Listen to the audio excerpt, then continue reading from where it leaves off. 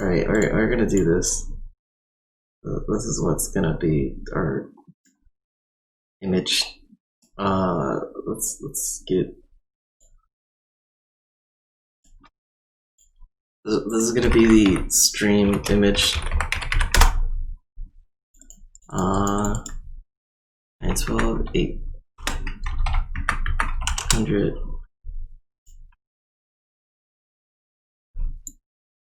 $935 by 900.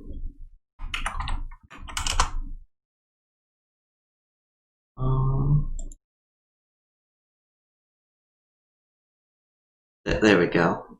And then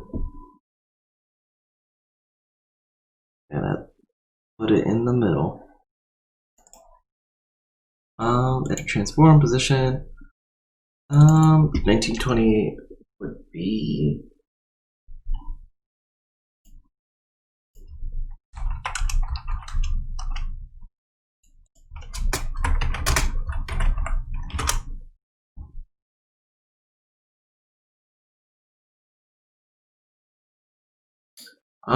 Would it be? This would be 9. No. Wait. Oh no, it's 1080. So 500 plus 40. So 540 would be in the middle of the screen.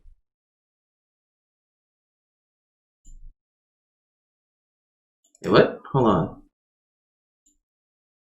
Yeah. 900. There we go. There we go. Doesn't look like it's centered, but it should be.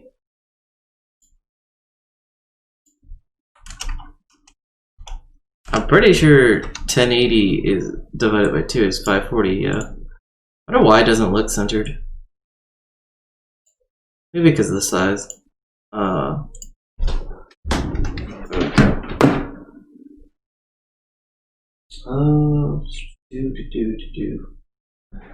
Alright. We're gonna do this. We're gonna scale this to that. Let's do pop out. Let's do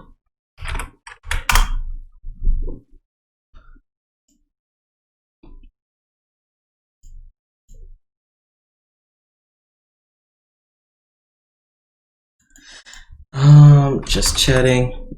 What is reading? Is there reading? No. Okay, so just chatting. Auditory ASMR. Advice.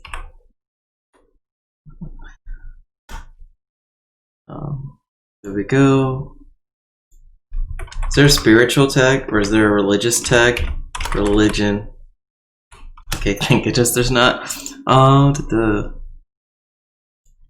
reading the 4 agreements.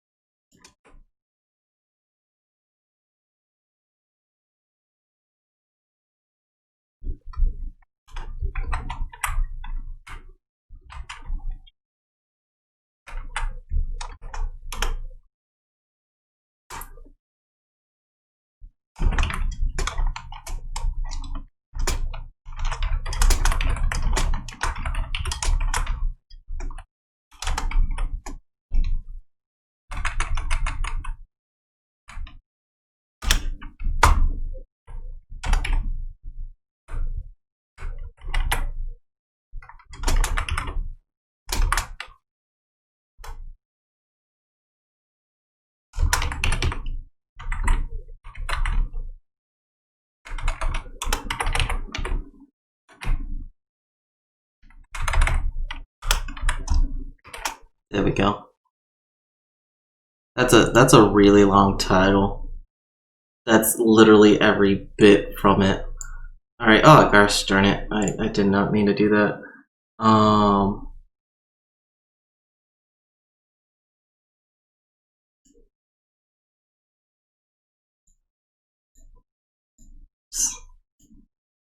What page did I do that? I feel like he was just announcing that he was heading off because reading self-help book. All right.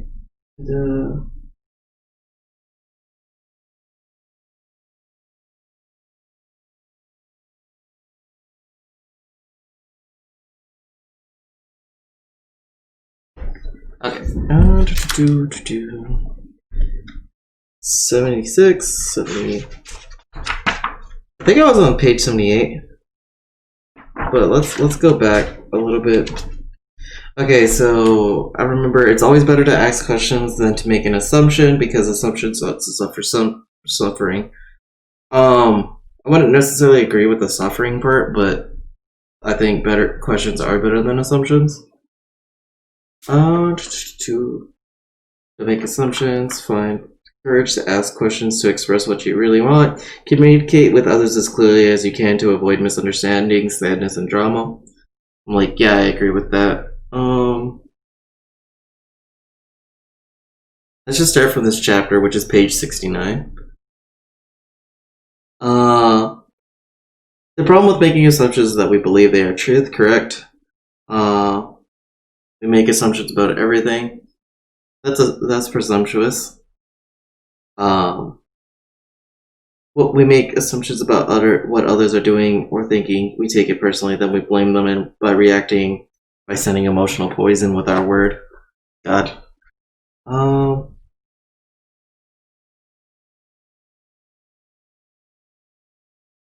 When we make assumptions, we're asking for problems, not necessarily. When we make an assumption, we misunderstand, we take it personally, and we end up creating a whole big drama for nothing. Possibly. All the sadness and drama you had in your life was rooted in making assumptions. Okay, I remember this part, and I remember the fact that, like, no, because some people can go through some serious trauma. You can't just be like, all of your life, because of an assumption, you're suffering. Like, this is a lot of what this book it tells ends up, I think, ignoring people that are victims of abuse. There's a lot of blaming of oneself or not taking responsibility. It's blaming yourself a lot of the times for what others do to you, and then not taking responsibility for what you do unto others, which I feel like if you take that kind of approach, that can help enable abusers and abuse. And you don't want that in a self-help book. I'm gonna take off my headset. Oh, let's throw up some music while we do this. Let's listen to Aquatic Ambiance for 10 hours again. That's where that left off. I'm gonna take off my headset just because I don't need to hear it. I don't need to hear anything. Oh, I do need this to go down a little bit. There we go.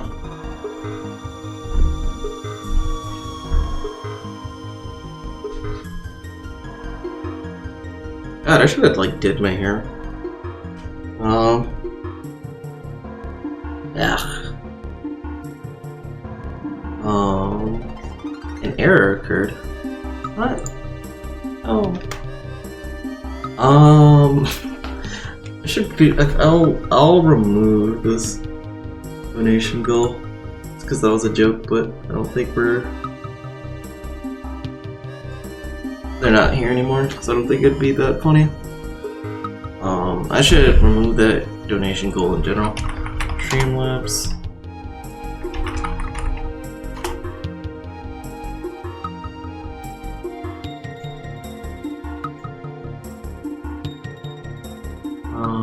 Actually, you know what? We'll do it this then. We'll replace that with our box widgets. That's chat box. Donation goal. End goal.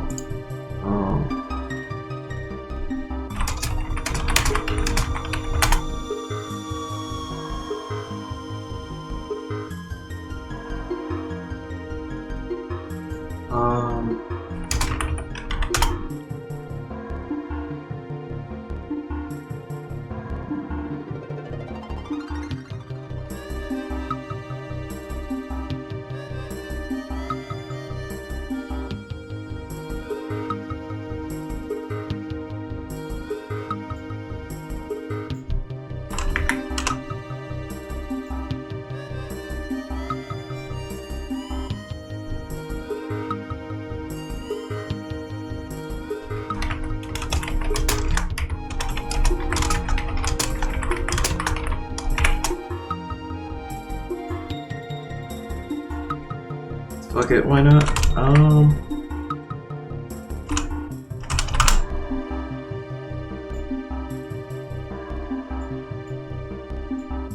Might as well have that be a thing. Donation as well. Nice. So to do the whole. Also, let me open this back up.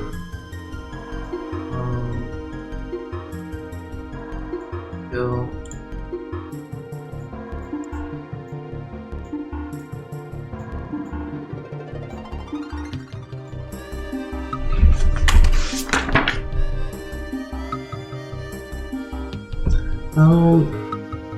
Our whole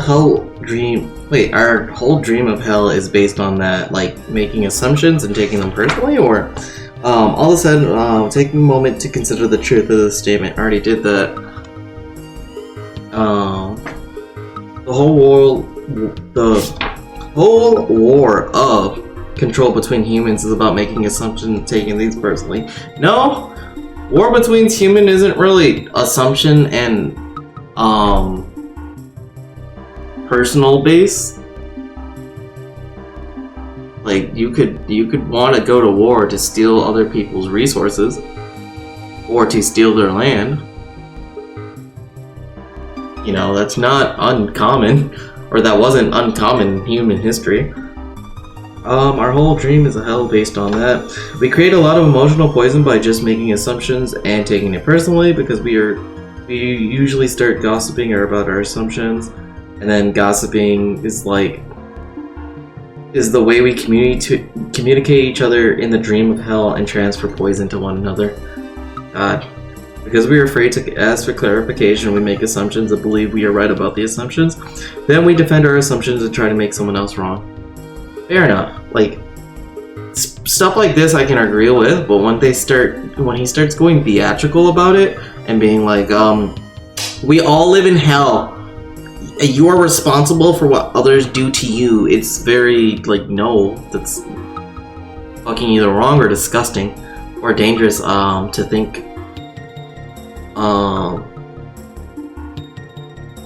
Big Miote, I don't remember how to pronounce that. Creates a lot of chaos, which forgot what that is. We only see what we want to see and hear what we want to hear. We don't perceive the things the way they are. We have the habit of dreaming with no basis in reality.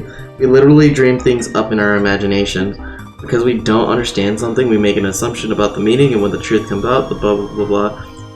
But like, a lot of that, like some of this borders on being like things that can be argued or true or really perspective based, and then ends up just being far-fetched. So I feel like it's more people are more susceptible to like take in what that is because it sounds good in their mind. But if you really stop and break it down, watching it and analyze it, which I feel like a lot of people don't do, sadly, or at least don't do it enough. If you start doing that, then shit falls apart. An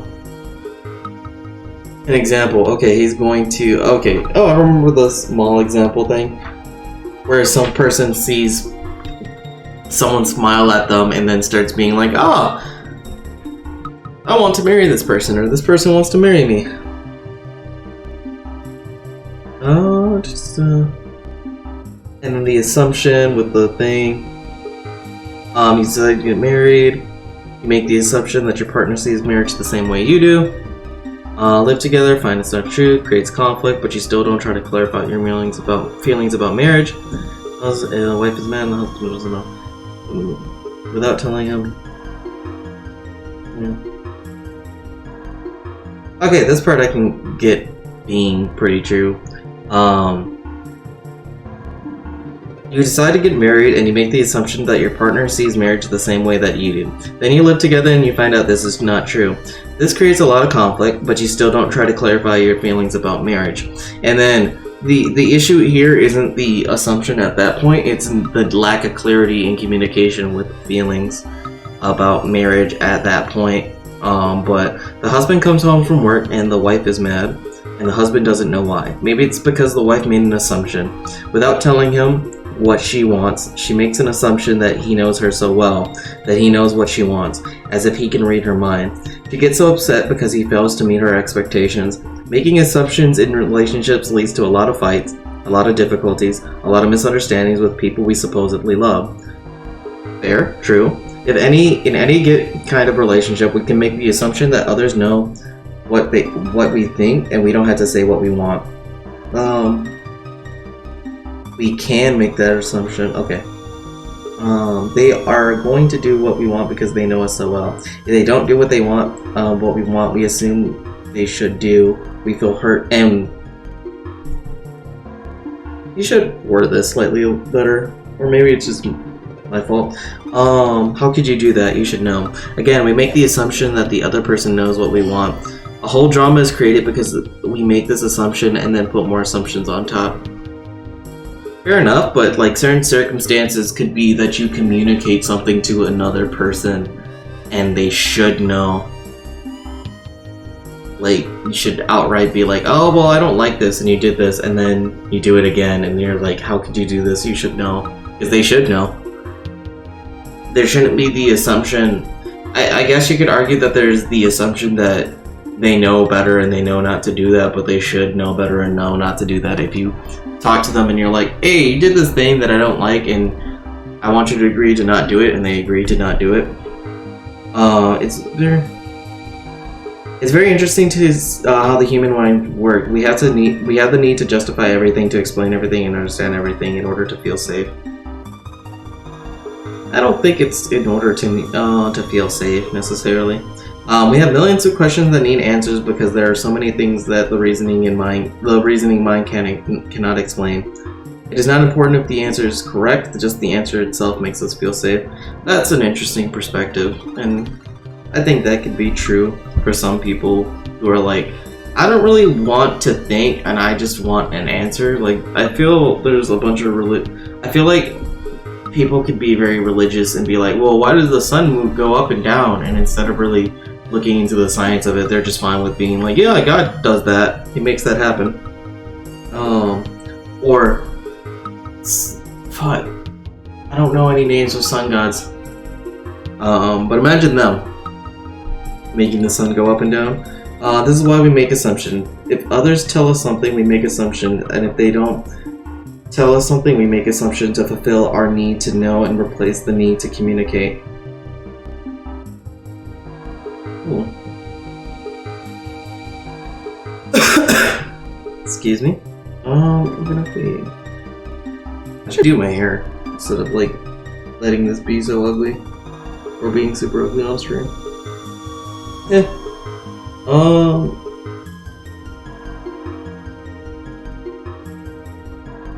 These assumptions are made so fast and unconsciously most of the time because we have agreements to communicate this way. I don't think we have agreements to communicate that way. I think it's more of a... If it's unconscious... Like, I don't think agreement works when it comes to the whole unconscious aspect. I think it's more of an assumption or belief rather than agreement. But he phrases agreement constantly in a way that's very vague. It can be argued or interpreted in a lot of weird ways. We have agreed that it is not safe to ask questions. Yeah, but no? I disagree. I feel like some people don't ask questions, but I don't think it's because they think it's safe. We have agreed that if people love us, they should know what we want or how we feel. I mean, if somebody loves you, and you love them, you should have a bit of a basic understanding of what they want or how they feel, and you guys should communicate, and that's part of a relationship between anybody, friends, family, lovers, business relationships. Interesting. When we believe something, we assume we are right about it, to the point that we will destroy relationships in order to defend our position. That's fair enough.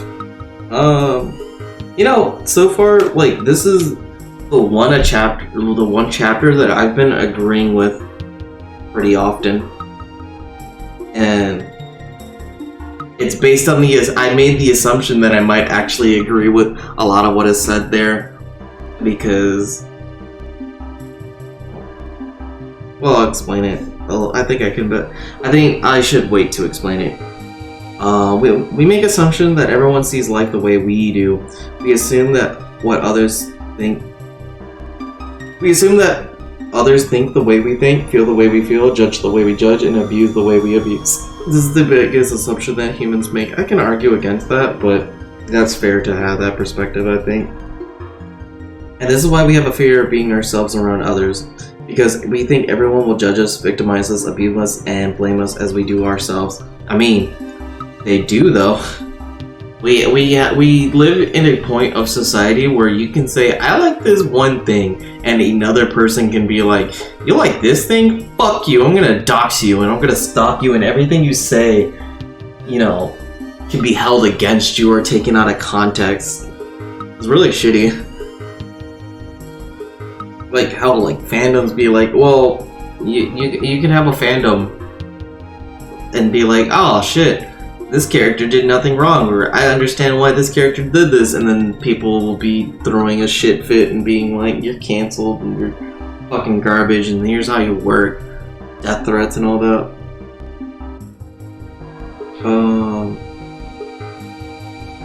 So even before others have a chance to reject us, we have already rejected ourselves. That is the way the human mind works. But we have to suppress some aspects of our personas because that society would be fucked if we didn't. What the heck is this? There's like a big bump in my wall, and I think I've noticed it multiple times before, but right now it's very apparent to me. I don't know why there's that big ass bump.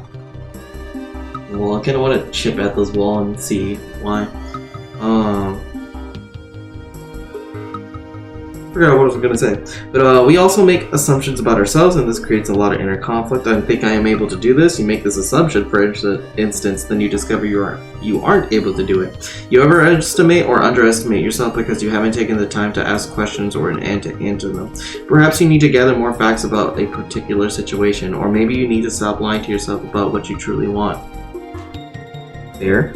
Often when you go into a relationship with someone you like, you have to justify why you like that person. You only see what you want to see, and you deny there are things you don't like about that person. You lie to yourself and just to make yourself right.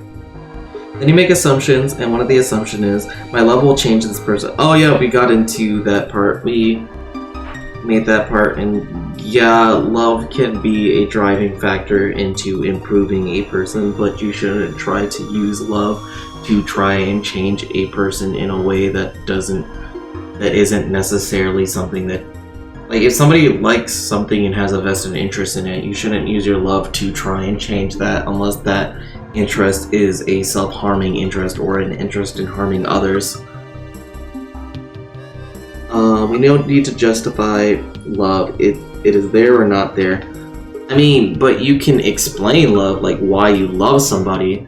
Like if somebody spends time with you, talks to you, you guys share intimate moments where you hold each other, you feel at peace with each other, you can just stay next to each other and not have to conversate 24/7 for it to not be awkward. And you should question why you love a person and think about it, because like let's go back to the taking the time to ask yourself questions and to answer them. Of course, if you decide to live with somebody, if you make that agreement, it's always making it with somebody who is exactly the way you want him or her to be, which is impossible. Find someone whom you don't have to change at all. It's most easy to find someone who is already the way you want him to be, instead of trying to change that person. I mean, fair, I guess. If you just circle the point, or if you just focus on, it's easier to find someone the way you want them to be than it is to change that person at all. Yes, but that also doesn't necessarily mean that it's very easy to find a person the way that you want them to be. Also, that person must love you just the way you are. So blah blah. So basically, vice versa. So if others feel they have to change you, that means they don't really love you just the way you are. But again, there are certain aspects of people where they'll self-doubt, where they'll put themselves down, and somebody's love can serve to better reinforce them. What is that noise? To give them confidence. What the hell?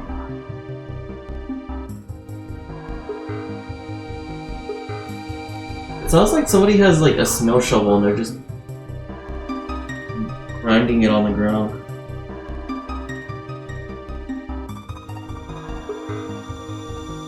Or is that somebody's dog that was barking? Let's see a dog. Cute doggo.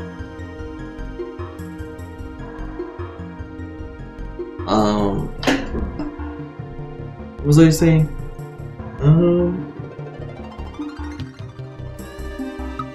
Like, a lot of this doesn't seem to be taking self-responsibility, but rather taking in responsibility for how others treat you.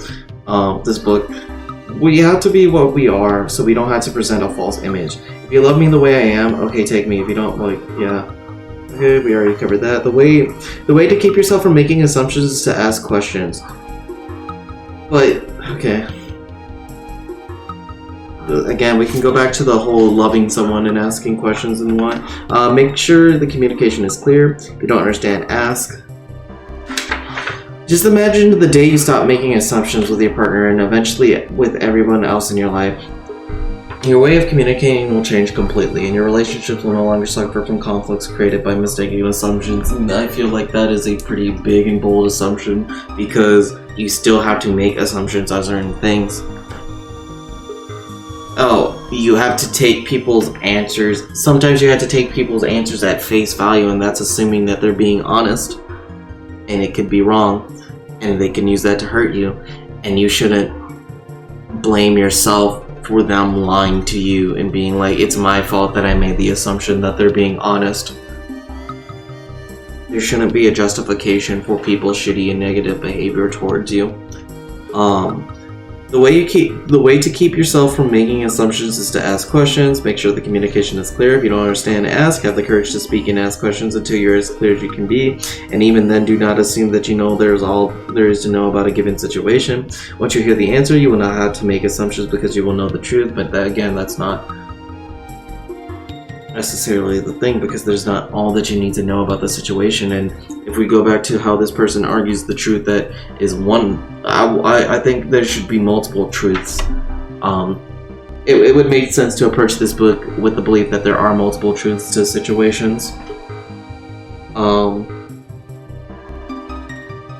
Also, find your voice to ask for what you want. Everybody has the right to tell you yes or no, but you always have the right to ask. I mean, depending on what you're asking, because there's certain things that are just very inappropriate to ask and you shouldn't ask, or can hurt you for asking. Likewise, everybody has the right to ask you, and you have the right to say the yes or no. I mean, if I'm on the bus and someone walks up and like, hey, show me your titties, or hey, can you please spread your coochie, I don't think they have the right to do that, because I feel like that's harassment. I have the right to tell them no, to fuck off, yes. If you don't understand something, it is better for you to ask and be clear instead of making an assumption. The day you stop making assumptions... Okay, repeating himself. With clear communication. It says when you stop making assumptions, your word becomes impeccable. That calls back to an earlier chapter. With clear communication, all your relationships will change, not only with your partner, with everybody else. Well, yeah. So that'd be, generally speaking, a massive change if your relationships were not very clear, they were just kind of muddled. You won't need to make assumptions because everything becomes so clear. This is what I want, this is what you want. If we communicate in this way, our word becomes impeccable. If all humans blah blah, jerking itself off. This then is the third agreement. Don't make assumptions. Just saying this sounds easy, but oops.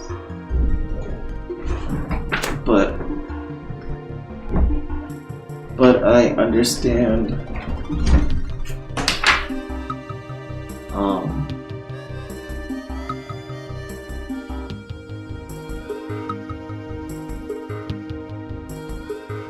All of your relationship will not only change it. Oh, okay. I saw. I think I misread. I'm gonna sit here and read. So let me. It's like the little chair is kind of pushing into my back, like my right shoulder. My right shoulder. And because it is pushing into my right shoulder, and my right shoulder hurts for some reason. I think I keep sleeping on it wrong or fucked up or whatever. And because I do that, yeah, my right shoulder kind of hurts, so I kind of don't want the back support right now.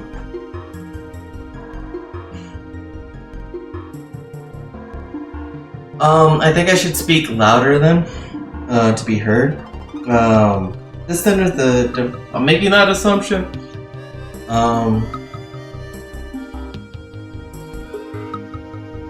Don't make assumptions. Just saying this sounds easy, but I understand that this is difficult to do. It is difficult because we so often do exactly the opposite. That's assuming that someone's being difficult, mister. We have all these habits and routines that we are not even aware of. Becoming aware of these habits and understanding the importance of this agreement is the first step, but understanding its importance is not enough. I feel like, again, it is important to be aware of your habits and understand those importance and reflect upon them. See if it's really what you want to do, or if it's good for you, or if it's hurting you and you should change. Because you should change. You should try to work to be a better you if you're unhappy with you, or possibly seek therapy, counseling. Alright, information or an idea is merely the seed in your mind. What will really make the difference is action. Taking the action over and over again strengthens your will, nurtures the seed, and establishes a solid foundation for the new habit to grow. Well, let's just... After many repetitions of these new agreements will become second nature, and you will see how the magic of your word transforms you from a black magician into a white magician. Jesus Christ, I hate this fucking... I don't want to say allegory, but like the whole black and white magician thing. Also, every time this guy says magician, I think of fucking Yu-Gi-Oh! In Dark Magician. And every time I think of Dark Magician, I think of Dick Magician Girl. A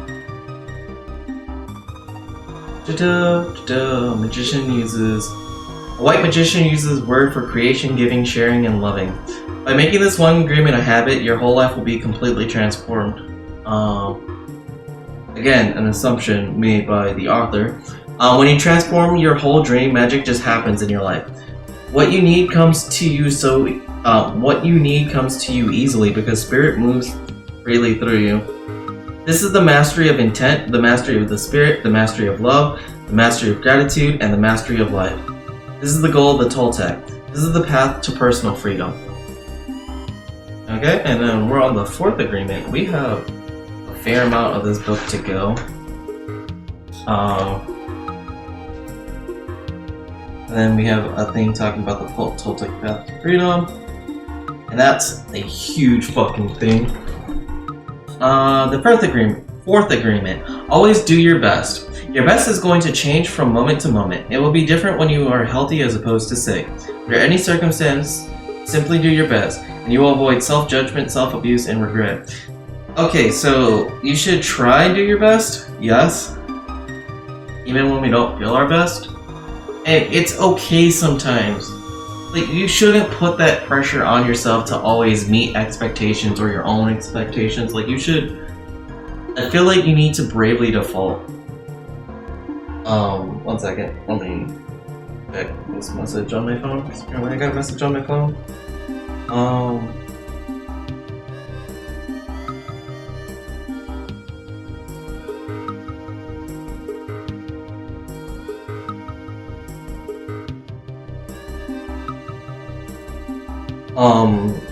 What was I saying? But yeah, you should have the courage to renounce the promises, to renounce the responsibilities, to renounce the agreements. Heyo, hey, you get to use that corgi. You should have the courage to renounce all of that, of what is expected of you, because you can't always be like fucking 100 24/7. Somebody's calling me. Hello? Hello? Hello? Okay, I'll go. Probably one of those spam advertiser blah thingy. You have to have the courage to think and act. Like on your own. You have to have the courage to disobey.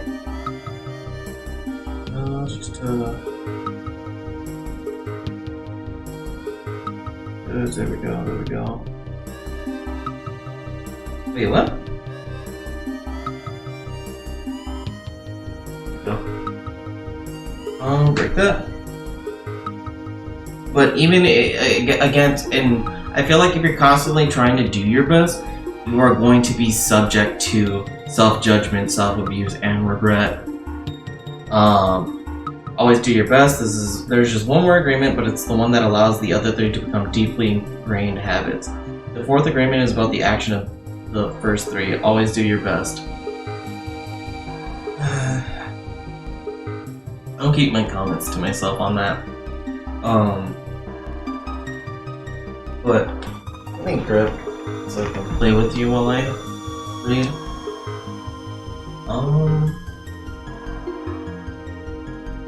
I wonder if like I should like play with this thing if it looks like I'm just jacking off or something. I'm gonna just keep you here, Kicks.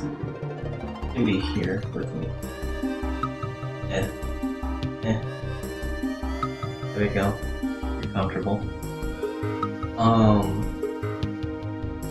Under any circumstance, do your best, no more, no less. Under any circumstance, always do your best, no more, no less. But keep in mind that doing your best is never going to be the same from one moment to the next. Everything is alive and changing all the time. So your best will be high quality. So your best will sometimes be high quality and other times it will not be so good. Yeah? When you wake up refreshed and energized in the morning, your best will be better than when you're tired at night. Your best will be different from when you are healthy as opposed to sick, or sober as opposed to drunk. Your best will depend on whether you are feeling wonderful or happy or upset, angry or jealous. True. In your everyday moods, your best can change from one moment to another, from 1 hour to the next, from one day to another. Your best will also change over time. As you build the habit of the 4 new agreements, your best will become better than it used to be. Minus the 4 agreements parts, that's fair.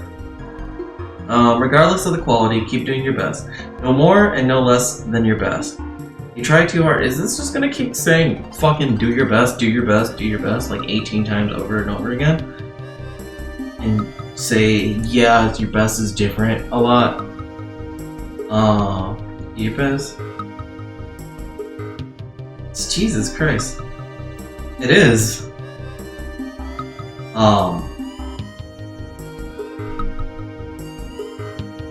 Okay, so blah blah blah, and if you don't judge yourself, there is no way, okay, it doesn't matter if you're sick or tired, if you always do your best, there's no way you can judge yourself.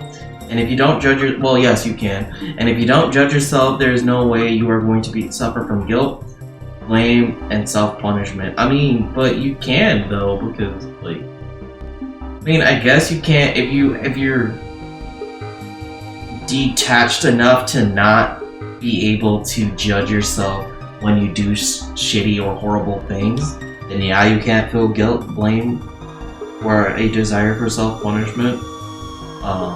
By always doing your best, you will break that big. There's a man who wanted to transcend his suffering, so he went to a Buddhist temple to find a master to help him. He went to the master and asked, "Master, if I meditate 4 hours a day, how long will it take me to transcend?" The master looked at him and said, "If you meditate 4 hours a day, perhaps you will transcend in 10 years. Thinking he could do better, the man then said, "Oh, master, what if I meditated 8 hours a day? How long will it take me to transcend?" The master looked at him and said, "If you meditate 8 hours a day, perhaps you will transcend in 20 years.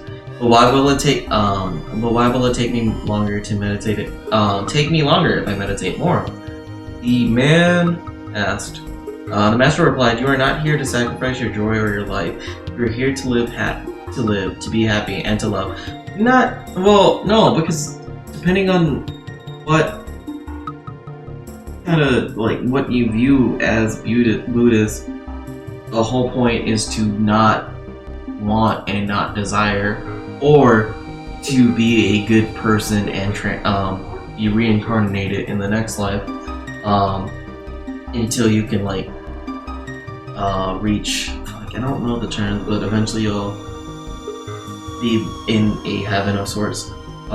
If you do your best in 2 hours of meditation, but then you spend 8 hours instead, you will only grow tired, miss the point, and you won't enjoy your life. Do your best, and perhaps you will learn that no matter how long you meditate, you can live, love, and be happy. Doing your best, you are going to live your life intensely. You are going to be productive, you are going to be good to yourself, because you will be giving yourself to your family, to your community, to everything. But it is the action that is going to make you feel intensely happy. I feel like doing your best can be a good effort at an attempt at happiness, but it could very easily slip into self-judgment. Especially if you're a person like me who overthinks a lot. When you always do your best, you take action. Is inaction also? Because sometimes doing your best, I feel like sometimes means not taking action. Doing your best is taking the action because you love it, not because you're expecting a reward. But you can take actions that you don't love that would be beneficial to others or the best, because you can take actions that reward yourself or is what you want to do, but it harms others. I feel like this is starting to turn into justification of do what makes you happy, don't think about what you do unto others. But do think about what others do unto you. I guess in response to what you do unto others, which don't judge yourself, but let others judge you and take their judgment, but don't take it personally. Some of this just feels like very conflicting messages. Most of this feels like very conflicting messages. I hate that these don't stay up all the way. Please. Stay up.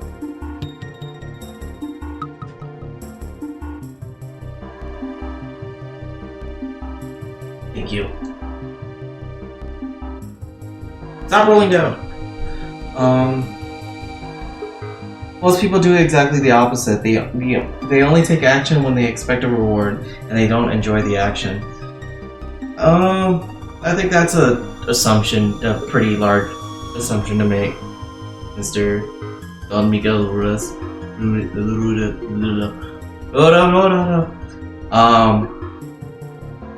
And that's the reason why people don't do their best. For example, most people go to work every day thinking of payday and the money they will get from their doing. They can hardly wait for Friday or Saturday, whatever day they receive their money, and can take time off.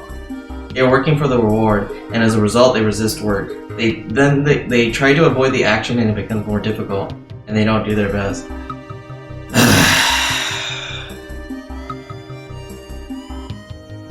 Most people go to work because we have to go to work to earn a pay to live a decent life, even though we have the means to just live whatever.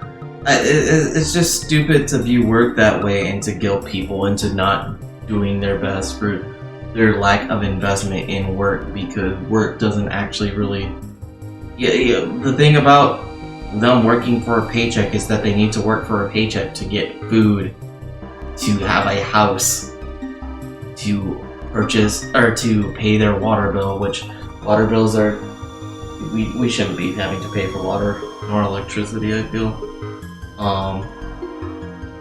You go to work to pay for essentials. And that's your reward, and to shame someone for doing such is complete ridiculousness. Would you rather someone not work at all and then they don't have a house? Because I think they're not going to be happy or healthy without a place to sleep. A safe place to sleep. Ask most homeless people. They work so hard all week long, suffering the work and suffering the action, not because they like to, but because they feel like they have to. But they do have to. It would be nice if we could go back to 20-hour work weeks where, like, it wasn't even that long ago where people were, like, outraged at having to work 5 days a week. And I believe that at the same time period, it was considered working a lot when you work 20 hours a week. Now we're working double. Like, in the future, is it gonna be that we have to work fucking 16 hours a day? From, like, get up to get down? Fuck capitalism.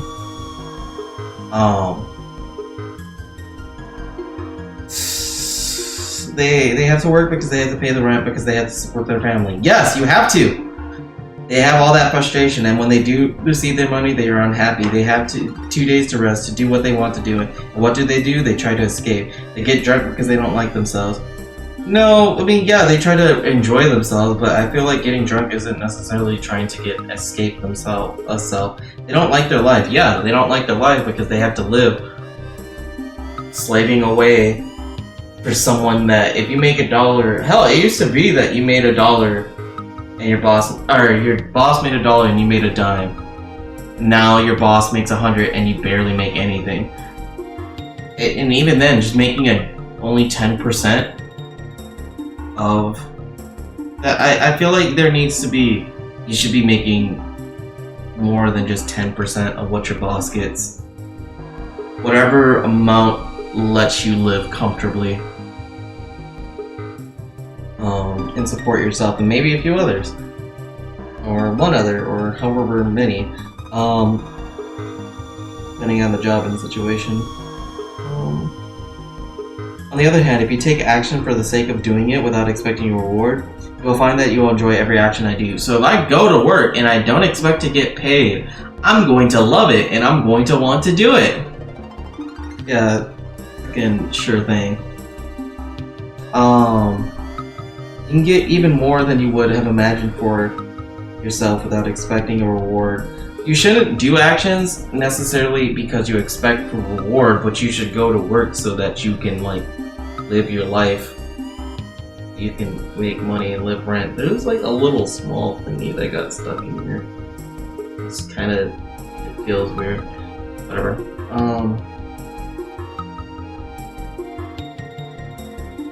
Rewards will come, but you are not attached to the reward. You can even get more than you would have imagined for yourself without expecting a reward. If we like what we do, if we always do our best, then we are really enjoying our life. But we can't live in a world where we're always just doing what we want to do. Like, we can't live that kind of fantasy. If you're having fun, we don't get bored, we don't have frustrations. When you do your best, you don't give the judge the opportunity to find you guilty or blame you. But you can self-judge when you're trying to do your best. If you have done your best and the judge tries to judge you according to the book of law, you've got the answer. I did my best. There are no regrets.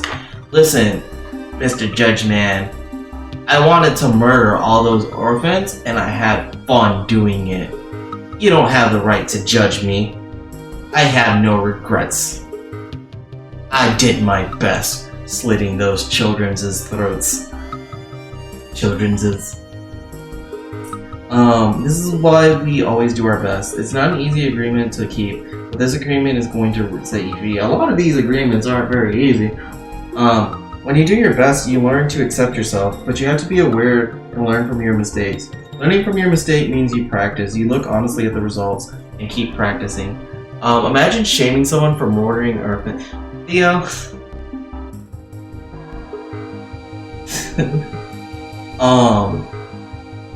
I thought you left. Learning from your mistakes means you practice, look honestly at the results, and keep practicing. This increases your awareness. Wait. When you do your best, you learn to accept yourself. But you have to be aware and learn from your mistakes. I feel like doing your best doesn't necessarily lead to acceptance of oneself. Because, again, we can go into the whole self-judgment aspect. You do your best because you want to do it, not because you have to do it, not because you are trying to please the judge, and not because you are trying to please other people. I mean, I feel like you can try and do... I did leave, but I'm here before I run a test stream. Oh, do you need some help with that? What are you trying to test stream? Like, what are you trying to do? I'm assuming you're trying to test stream Tekken 7. Shaming someone for murdering orphans sounds like a David built? What? David something video. I'm too far away from the stream. I don't know who David Firth is. David Firth? Video idea?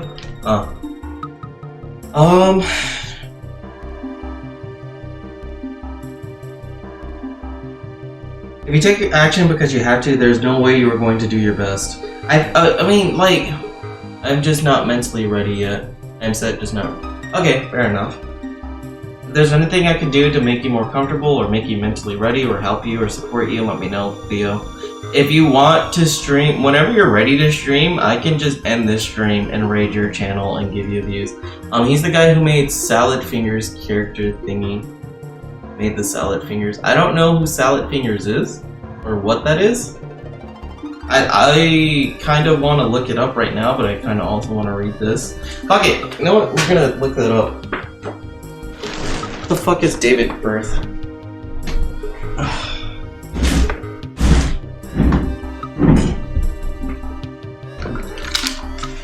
No, we're doing that now. That is what we're doing. Fuck this headphones. David Firth. And then Salad Fingers. So, oh, that thing? I think I remember that. It's a British Flash animation series.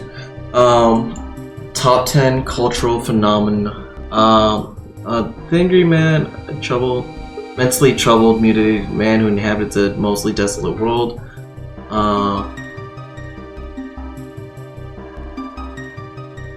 Concert music. Hey, what's like the themology? Like, what are the messages? What are the themes? Theories, potential hidden meanings. I don't know. This just seems like a lot to get into. But I think I saw that before. He's a creepy animator guy, but like, is he himself creepy? Is what he does creepy? And what are you defining as creepy? Is he creepy as in, oh, it's scary, or oh, there's symbolism, or oh, it's weird, or is it creepy as in he likes to feel up women, or he likes when women breathe on him? Creepy.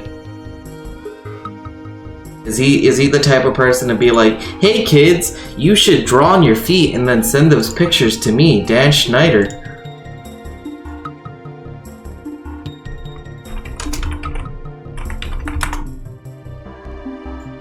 Why is the last name Schneider just associated with fucking creepiness? So I believe Rob Schneider got, like, they cut off ties with Rob Schneider because he did some creepy shit, but they couldn't really prove it. Rob Schneider is? Look, Carrot. God, like, one of the images of fucking, hold on. Let's look at this. Let's go to recording scene. Go do this. Like, all these images just look fucking creepy. Like, she looks, I don't want to make the assumption, but she kind of looks like she's not only faking it, but she's like uncomfortable faking it. This is fucking creepy as shit. This man just looks so fucking uncomfortable.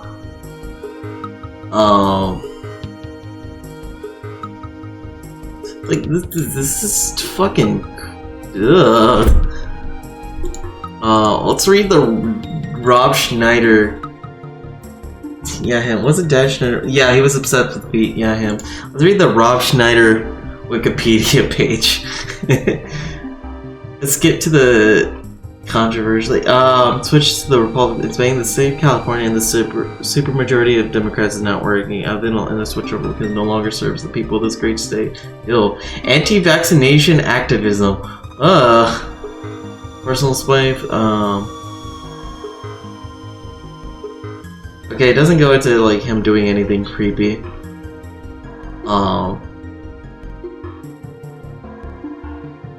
But like, ugh. Republican, ew. Ew. Ew. Conservatism's disgusting, usually speaking, because conservatism is used to, oppress people. Oh, no, wrong scene.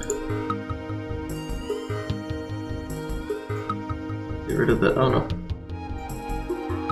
Let's get rid of that. Let's go to here. Let's get rid of this. Where is this? This one. There we go. Who's Rob Schneider again? Rob Schneider is McCarrot. What? Didn't you look at the pictures of Rob Schneider? All right, we gotta go back and look at Rob Schneider again. This has become the Rob Schneider stream. Rob Schneider is the Animal. I remember that Animal movie. That movie was fucking dumb. He just played like a bunch of really stupid, shitty roles. Images. This is Rob Schneider. I kind of liked him in Judge Dredd because he was like the butt of jokes. The Animal, where like this was such a weird film. Like, he's just like a clumsy nice guy that wanted to be a police officer, and then like he through some weird shit he got like injected with something, I think, and then he just like started being like animals. I remember him from Big Fat Liar. Yeah.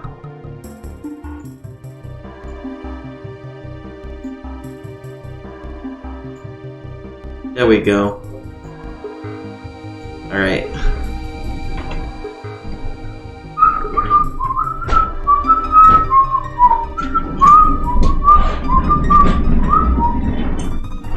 My brother is playing music loudly. If you can hear it, just yell at me. I'll yell at him. Yeah.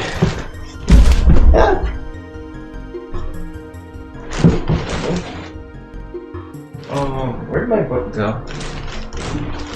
Oh. I'm gonna put this back down. I think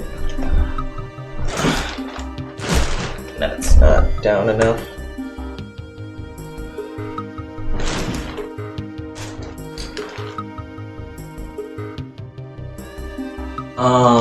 It was in Don't Mess with Zohan. I don't know what that is. Damn it, I should've... fuck, now I wanna look that up. I can look it up on my phone. Technology! What?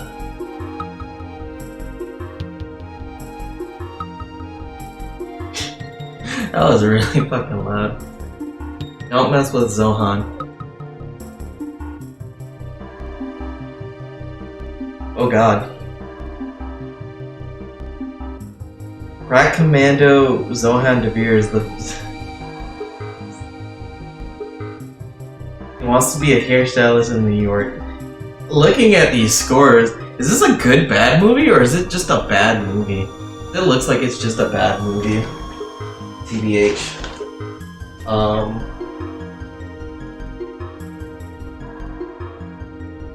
End of the world. Jerusalem Third Temple fulfilled Bible prophecy of the end of times.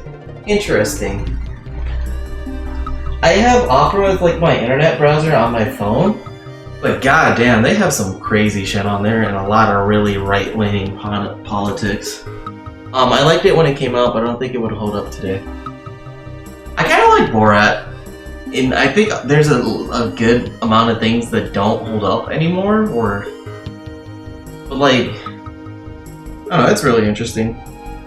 I almost wanted to do like a film review of Borat. I kind of want to do film reviews, kind of, but like, I don't want to get as serious as a lot of people get into it. Like, I want to talk about Arthur and that I like it, but I feel like it would just be best if I just fucking talk about Arthur and then play some video game and give a few examples, few images, few bits of videos, but like, I don't want to become a serious like reviewer, you know? Become the next Red Leader Media. I believe they're actually stationed in Milwaukee.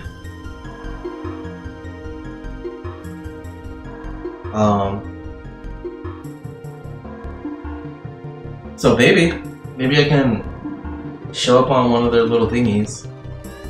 Like, yeah. So about that thing about water and like not peeing a bunch, I kind of want to go and use the restroom. Also, I should put my wallet away over there. Oh, I have a bottle of water. This is how hydrated I stay. I have a bottle of water right next to my teddy bar. Stay hydrated, but not too much, because then you have to pee, like I have to do right now. Like I have to do right now. Yeah.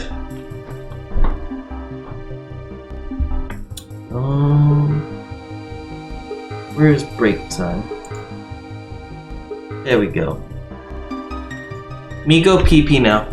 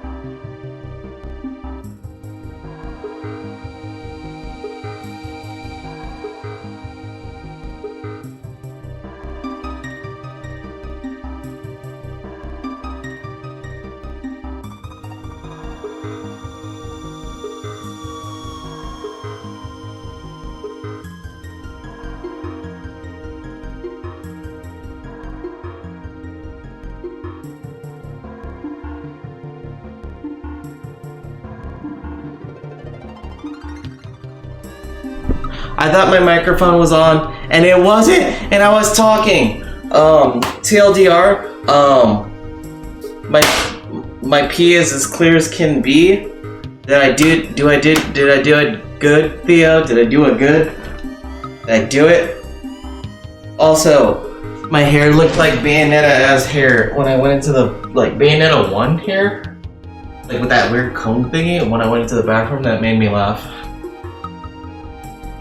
I think that's all I wanted to talk about. The color of my pee and my hair being Bayonetta hair. So, we didn't lose much from my microphone being muted, aside from weird noises. And me being upset that I lost my place in the book. In this book.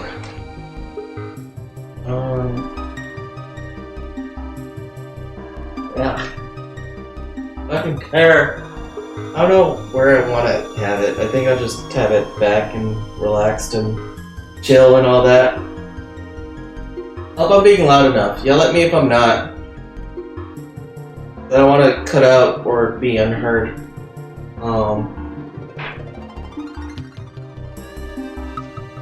Clear pee is good pee. Not like white, super clear. You want a little bit of coloration in it. Just a little bit of yellow in it. A tiny bit. Too much is you have too much, or too, like, pure white is... Pure white, pure clear, whatever you want to label it as, is too much.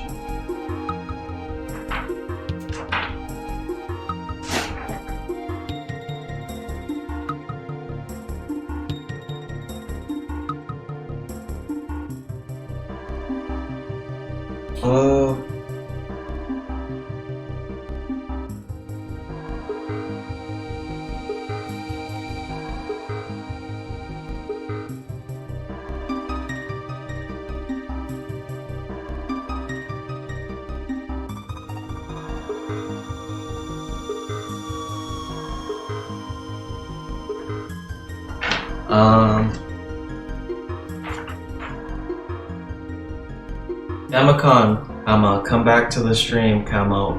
We still want to raise you money for the toys.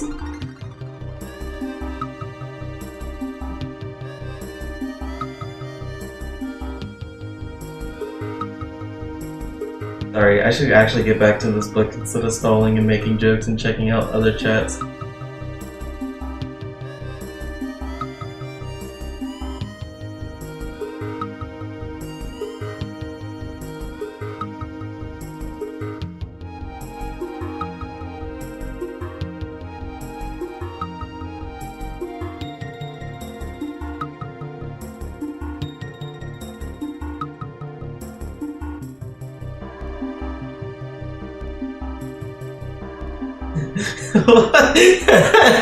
I go back to a sheet, the heavy dark P. Oh no, yeah. Oh yeah, they that's bad.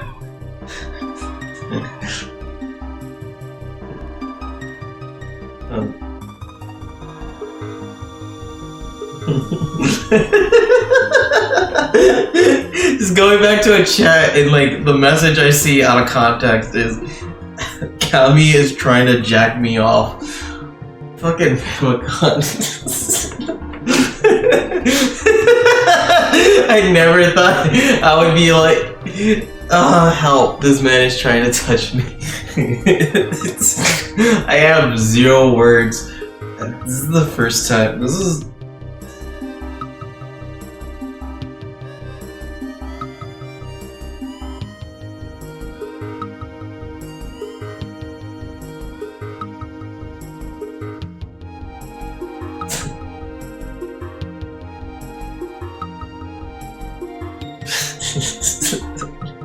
I don't have a good fucking comeback. I don't have a response. Like, Bammy, how am I supposed to top? How am I supposed to top that? Fucking Christ, dude. Like, hey, grab this. Hey, why are you here? You need to not be over here. You should be here.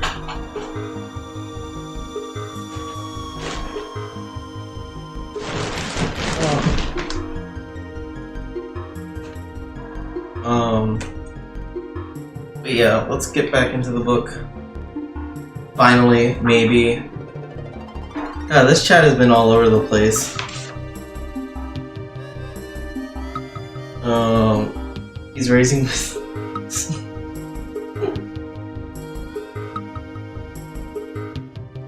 What are you talking about, Kama? I'm trying to get people to donate to me to get me some RAM.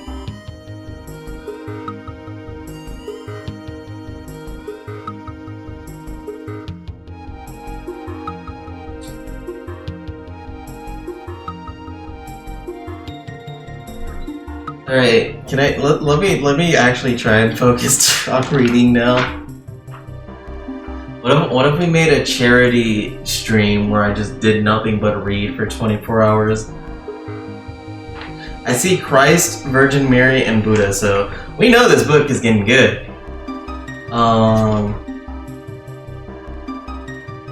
If you take you do your when you are doing your best just for pleasure, the doing. Oh, but yeah, I feel like you can do. Hold on, let me read this. You do your best because you want to do it, not because you have to do it, not because you're trying to please the judge, not because you're trying to please other people. But you can try to please other people, and that can allow you to do your best, such as, I love this person, so I want to do this for them, or I love this person, so I'm doing this for them, you know? If you take action because you have to, there's no way you're going to be your best, then it is better not to do it. No, some actions you won't do your best at, or you don't want to do your best, but you have to fucking do it. Such as going to work. If you take action because blah blah blah, then it's better not to do it. No, you do your best because doing your best all the time makes you so happy. But again, that I don't think you can necessarily. Man, fuck that judge. I don't. Dude, this book, if you murder orphans and you enjoy doing it, no one can judge you.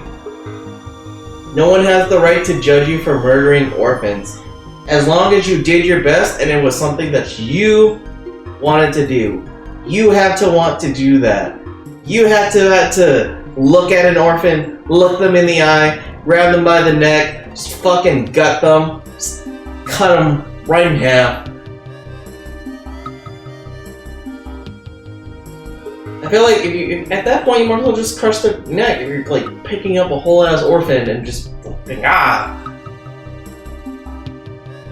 Never have I thought I'd be discussing crushing orphan necks on screen, but here the fuck we are.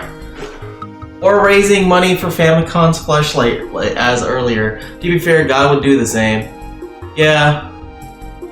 General Chat 3, at last, a new beginning. What the hell is going on with my server? I'm scared. I'm scared of this chat. Is this a chat where I'm not allowed? General Chat Lost Souls and General Chat 3. I'm scared. What is with these? Why is only the RAM? He wants is me to silicone? The only RAM? I'm afraid. What's with these other chats?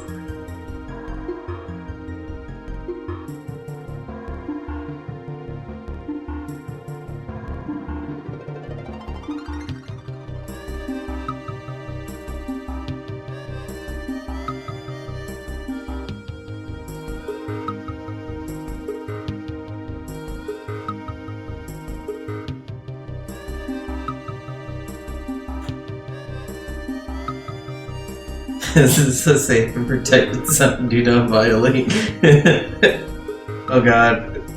I feel like if it's a safe and protected zone, that no one should be allowed to. Me and Fami should not have access to that chat. Theo is streaming. Oh, Theo is streaming right now. Let me see the test stream to get. If Theo's test stream works out and it works well, then I would like to end stream and raid him. He did a message. This test stream so if I can get work on the setup. Okay, let me open up his Twitch and be like messages chat real quick. I'm going to be here AFK in the chat watching your stream on my phone. If the test stream goes well and you wish to stream, comma, then I'll end my stream and raid you.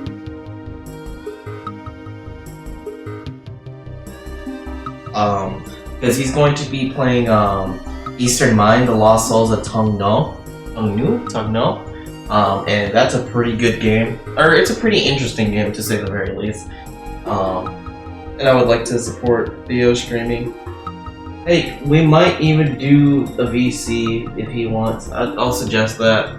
I would love to do this.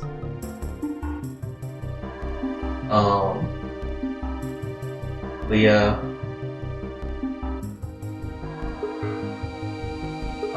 Action is about living fully. Inaction is the way that we deny life. Inaction is sitting in front of the television every day for years because you're afraid to be alive and take the risk of expressing what you are.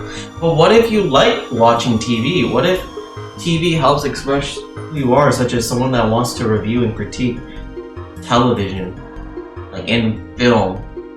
You have to sit down and watch films and like you can be fucking so passionate about movies and making movies, and to shame someone for wanting to sit down and watch them and calling it in action is ridiculous, I feel. Let me open up this fucking, oh my god, Twitch mobile. I will come and slap your thingies. 3D chest is saving him. What?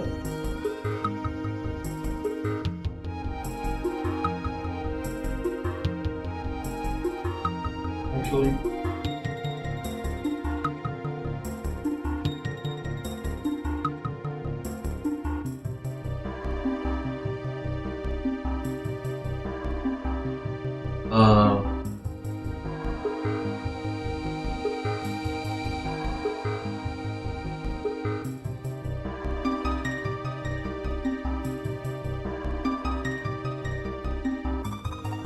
There we go. Expressing what you are is taking action. Okay, so if I watch TV and that's an expression of myself, is that taking action, or is it inaction because I'm doing it in front of a television? You can have many great ideas in your head, but what makes the difference is the action. Without the action upon an idea, there will be no manifestation, no results, no reward. But what if somebody wants to not do that? They can just think to themselves. Let people enjoy inaction if that's an expression of oneself. A good example of what comes from the story. Wait. Without action upon an idea, there will be no manifestation, no results, and no reward. I mean, you can reward yourself by whatever. A good example of this comes from the story about Forrest Gump. He didn't have great ideas, but he took action. He was happy because he always did his best at whatever he did. He was richly rewarded without expecting any reward at all. Taking action is being alive. I feel like this is missing a lot of the context and nuance of Forrest Gump, and the whole point of that movie was that's a really piss poor example, and I feel like those who have watched and understood Forrest Gump would understand why this is a piss poor example. It's taking the risk to go out and express your dream. This is different than imposing your dream on someone else, because everyone has the right to express his or her dream. But what if someone's dream is to impose their dream onto others? And what if expressing your dream in and of itself is imposing on others as opposed to not expressing your dreams? Because if you don't express your dreams, there's no way that you are imposing upon others. Well, I feel like we've made Mike mad. I feel bad now. Did we make Mike mad? Did we? I don't feel like we did.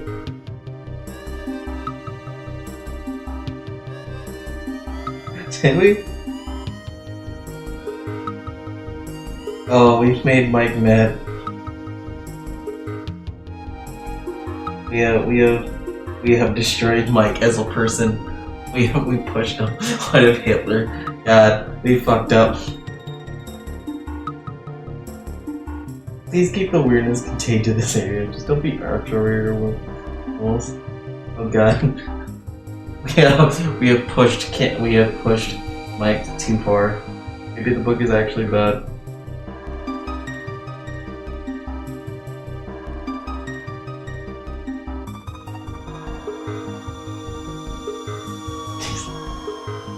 Puritan.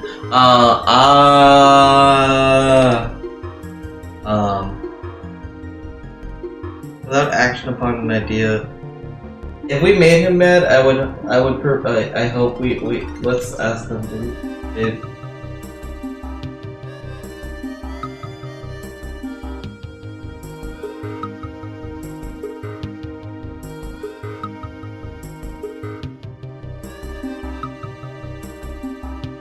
Let's see if we made him mad by asking if we made him mad. Because I don't want to assume or be unsure that he is mad or not mad.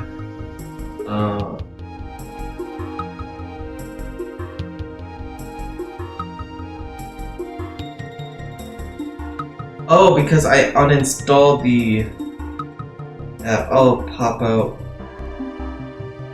Oh.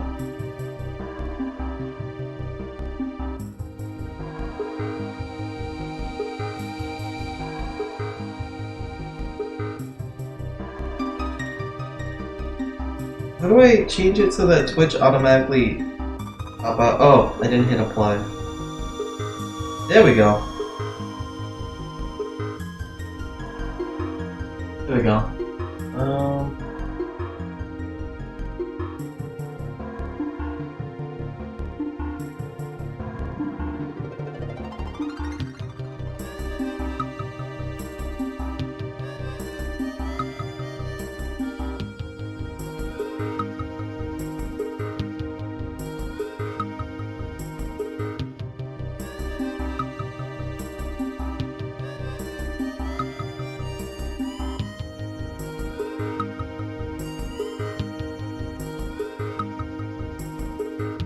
Alright.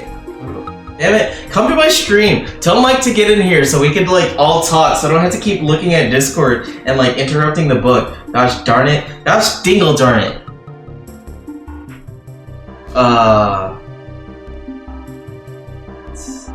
Doing your best is a great habit to have. I do my best in everything I do and feel. This is not being egotistical. Doing my best has become a ritual in my life because I made the choice to make it a ritual. It's a belief like any other belief that I choose. This guy chooses to convince himself into things. Obtain Mike. Are you gonna bully Mike onto the stream? I don't want to actually bully him onto the stream. I want to see him clingy or like... I don't really care. Finally the book's made.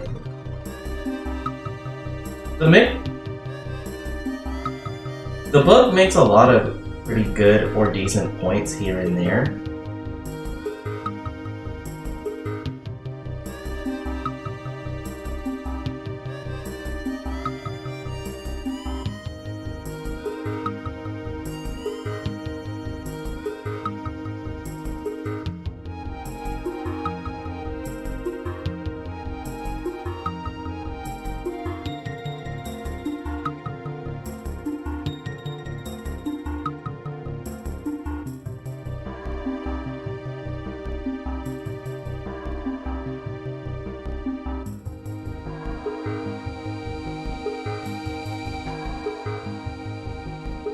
Oh, it's like eating glass in your trip. Huh?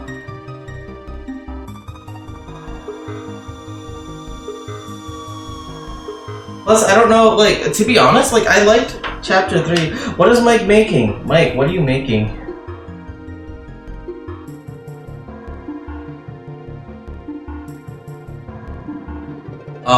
Like, chapter 3 was not chapter 3, chapter 4, which was the third agreement, I think is probably one of the better chapters in this book because it makes a lot of fair points. And I think if if it phrased agreement as perspective, it would be a little bit better because, like, yeah, we shouldn't make assumptions and we should have clear communication because clear communication is very important for relationships. A lot of relationships, I feel like with me and Boxy, we're very close. Like, he's my best friend, like my bestest friend in the world, and like, I don't think we really ever argued or disagreed. Like, playfully disagreed and argued, yes. I think there was like very, very few things that like we just straight up disagreed on, or like. Yeah, but like we talked about them and then we communicated with them, and that's one of the only people in my entire life that I felt that way. Like I could feel like myself, and then just talk about shit and communicate.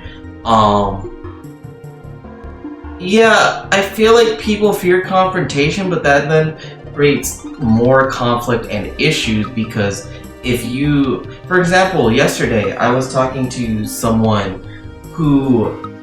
I mentioned that I was playing golf, and then they said, "Oh, I thought you would dislike golf." Let me get onto my computer so I can better tell this story. Theo was here with me during that. Theo's not in the chat because Theo is streaming. There we go. Let me put this up.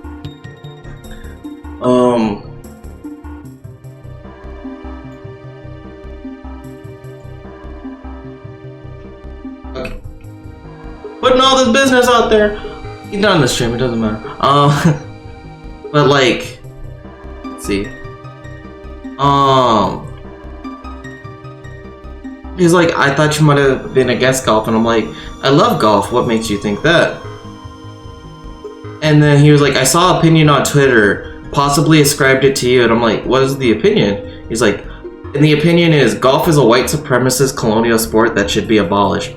I'm like, white supremacist? If you believe it's for twitty rich people, sure. And golf is very much so just a status symbol to many. But it's a very difficult sport that I love. And I can understand someone arguing that and believing that. Because if you look at golf, the history of golf, like, if you do research into golf, I think it's possible for someone to come to that conclusion. Even if I don't agree with it. So I don't think golf is a white supremacy thing, and ignoring Tiger Woods. But like why did you think this of me?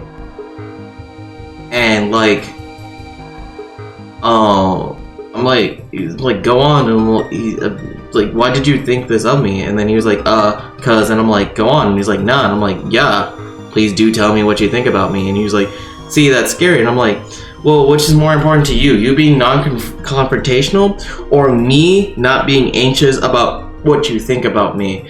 What is more important to you? Your comfort or your decency and respect towards me? Hey Mike, what's up? What are you cooking? Like, yeah, I think golf can be more of a rich person sort and not necessarily white supremacy. But again, like, oh, somebody, I got a message on, or I got a notification. Woo. I get the arguments as somebody that has taken a look at the history of golf. But like, again, my favorite person, Mike the cup noodle guy. He's making cup noodles? Wow, Mike, you should have standards. Then again, if you had standards, we probably wouldn't be acquainted. Again, which is more important to you? You being to this person, what is more important to you? You being non-confrontational, or me not being anxious about what you think about me? Their comfort or their decency and respect towards me? Like, I don't like to have to worry about what assumptions people make of me, and me being anxious about what someone like them, like someone like Boxy, like someone like Theo, like someone like my friend Lemmy really thinks about me. And like, they said, hey, I can't really get a read on your type. Sometimes it's clearly against Twitter, but then other times I've seen you echo the kind of language I'd seen that, or he saw in that environment, as well as my politics being something that he sees as a general consensus of the user base. And I'm like, well, you do know there's no real general consensus of the user base of Twitter, given that it hosts 330 million people from that. I mean, you can get actual advice from this book. I think you can glean. The whole point, I think, of this book is the most important thing is to garner a new perspective and discuss such, question it, think about it. There should be things that, like, again, like the whole, I feel like this guy is, one, egotistical, and two, he is dismissive of those that went through abuse. And I wouldn't say straight up enabling it, but it seems like his point can allow, and some of his points can be like, you're allowing others to abuse you by letting their abuse get to you. But yeah, Twitter, 330 million people are users. Not necessarily people, because bot account, follower account, etc., etc. And like, Twitter can be an extremely polarizing place. I try not to echo, or at least I typically don't echo, I believe. I need to be shown an example of when I last echoed to remember when I echoed. He clarified that he believed that the general consensus was the correct opinion on Twitter and he argued that those are of leftist opinions. Like, you know, and he's further went to say the opinions that no one but those who are labeled reactionaries or whatever would challenge. thank you very much for following. I'm not actually going to be doing the hydration thing because I drank too much water, or I drank a lot of water and I drank a lot of Coke, and I don't want to overhydrate because I already did. So I'm going to return those to you right now, and hopefully if you catch my next stream you can use those. But thanks again very much for the follow. You're great. I hope you saw the corgi. No, Fammy. But like, I also said that a lot of leftist opinions are the correct opinions, such as trans rights being human rights, or hey, we shouldn't have police brutalizing people in the streets. And then he was like, let's move on. He was like, and I'm like, no. He was like, why? And I'm like, I feel like he was choosing to not discuss things because he did not want to deal with any possible conflict. And he's like, yeah, absolutely. I'm like, what is more important to you? You being non-confrontational or me not being anxious about what you really think about me? Their comfort or their decency and respect towards me? I don't know what that is. I feel like I shouldn't look up what that is. Because it's another language.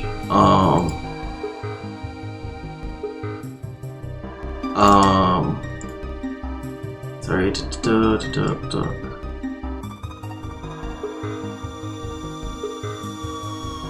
Okay.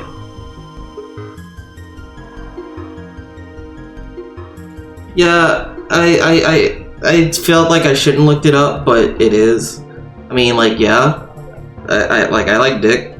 I like fags. I'm a fag. Is that gonna be an issue? Anyways. He's like, how is it being indecent to not want to discuss politics? And I'm like, well, firstly, you didn't address my original question. And he's like, but is it necessary I challenge those views, whatever they are, with you specifically? And I'm like, it's indecent to... Well, firstly, without challenging and discussing views, you become stagnant or ignorant. But, I think it's indecent to treat a person in such a way that you don't want to discuss anything that could possibly bring others towards conflicting views, because as adults, you shouldn't be treating each other like small children that you don't want to deal with. Like, you should challenge people's views on the legal systems or discuss those. You should discuss current socio-political events, like what's going on with the police force fucking shooting at mothers that are shooting at mothers and fucking giving water bottles to these crazy fucking people that are like, let me drive out 30 minutes with guns I shouldn't have to protect my community. You know, a community that's crossed the state lines. Like, I don't wanna... I think adults should be able to discuss most anything with each other openly and clearly and with respect. I don't think there should be a bunch of unanswered questions between two people within a relationship. Yeah, that's... I can believe it because, you know, there are people that that try to claim justice or righteousness for their shitty beliefs. I can understand it. I don't agree with it, and I believe that Fammy and Mike, you guys are intelligent people, and I think you can understand it and believe it. Not to be dismissive, but like, I think you guys can understand and believe it is what I'm trying to say. I'm trying to circling it around and around. Fuck. I was gonna go more onto that and be like, I'll stop.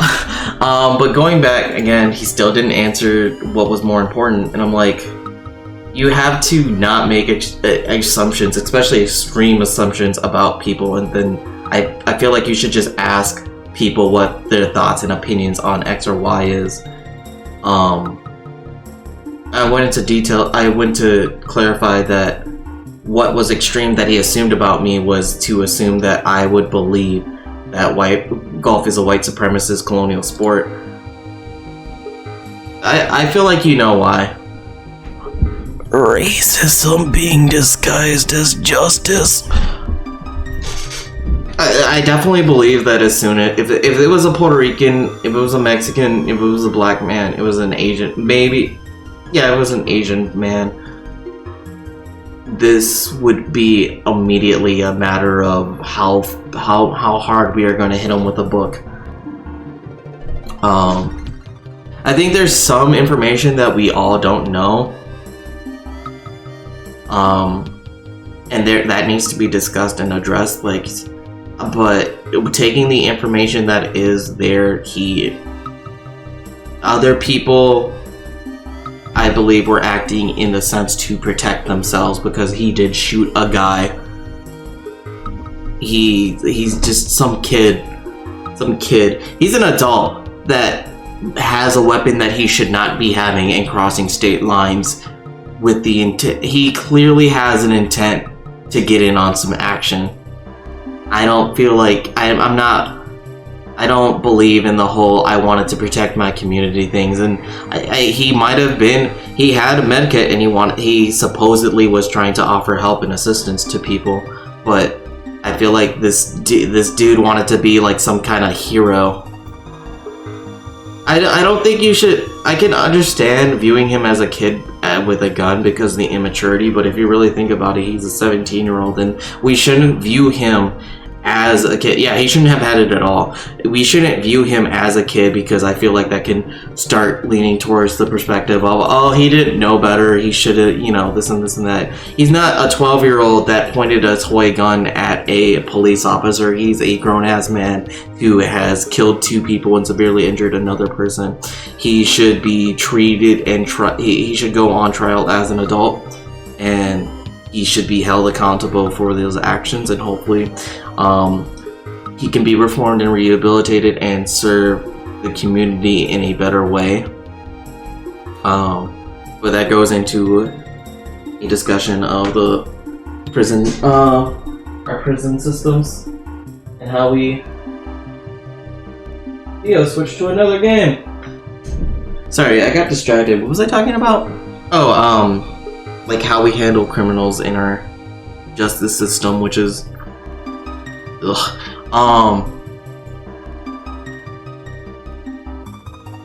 instead of assuming that I would view golf as a white supremacy thing, I feel like he should have just been like, oh, you like golf? What's your opinion on it? And I'd be like, I fucking love it, yada yada yada.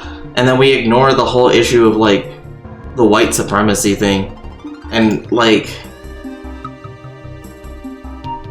I am fucking up this nail.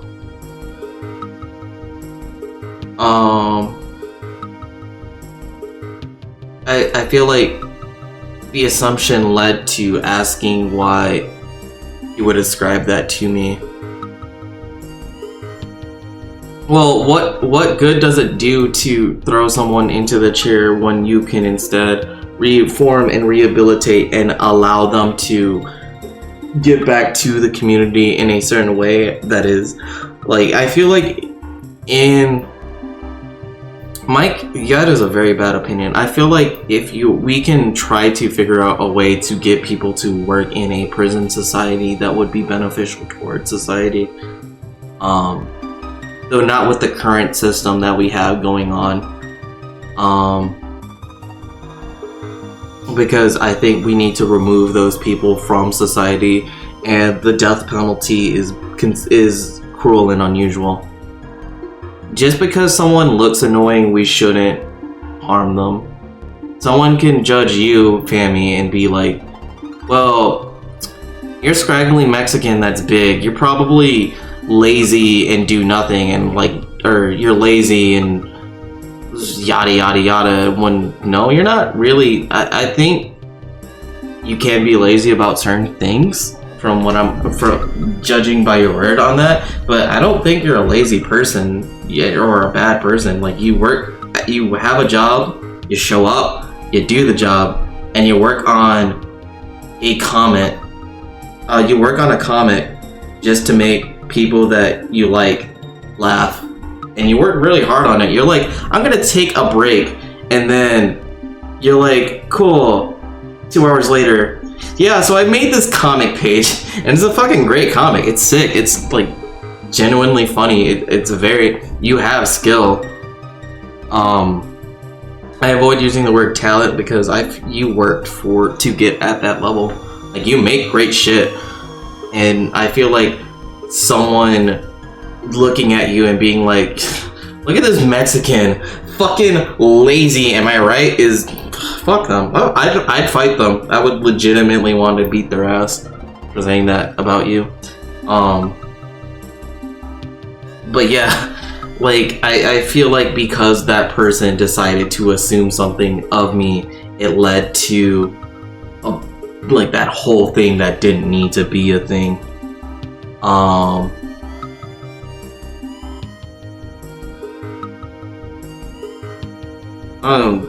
Fucking disgusting. I'm eating right now. What? There we go. That was a long roundabout way to say, yeah, this book has some good points, such as don't make assumptions on people. Because that can cause unnecessary conflict and issue. But conflict and issue itself, like, I feel like you guys, through conflict, we do evolve, and a lot of struggles are for the superiority of ideologies or ideas or ideals. Let me get right back into position.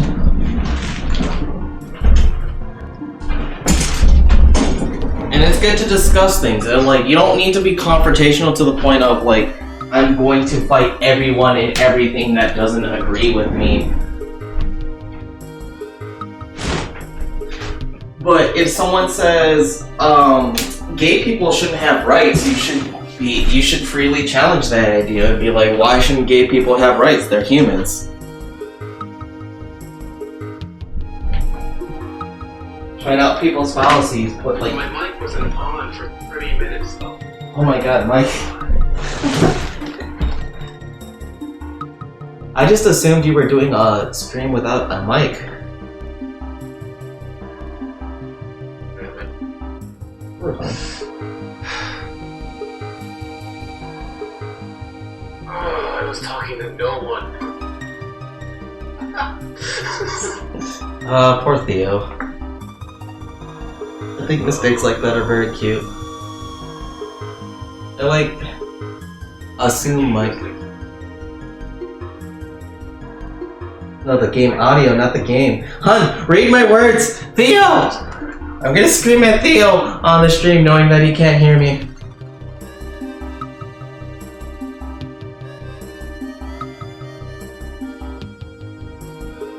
In audio, there's nothing that's hard.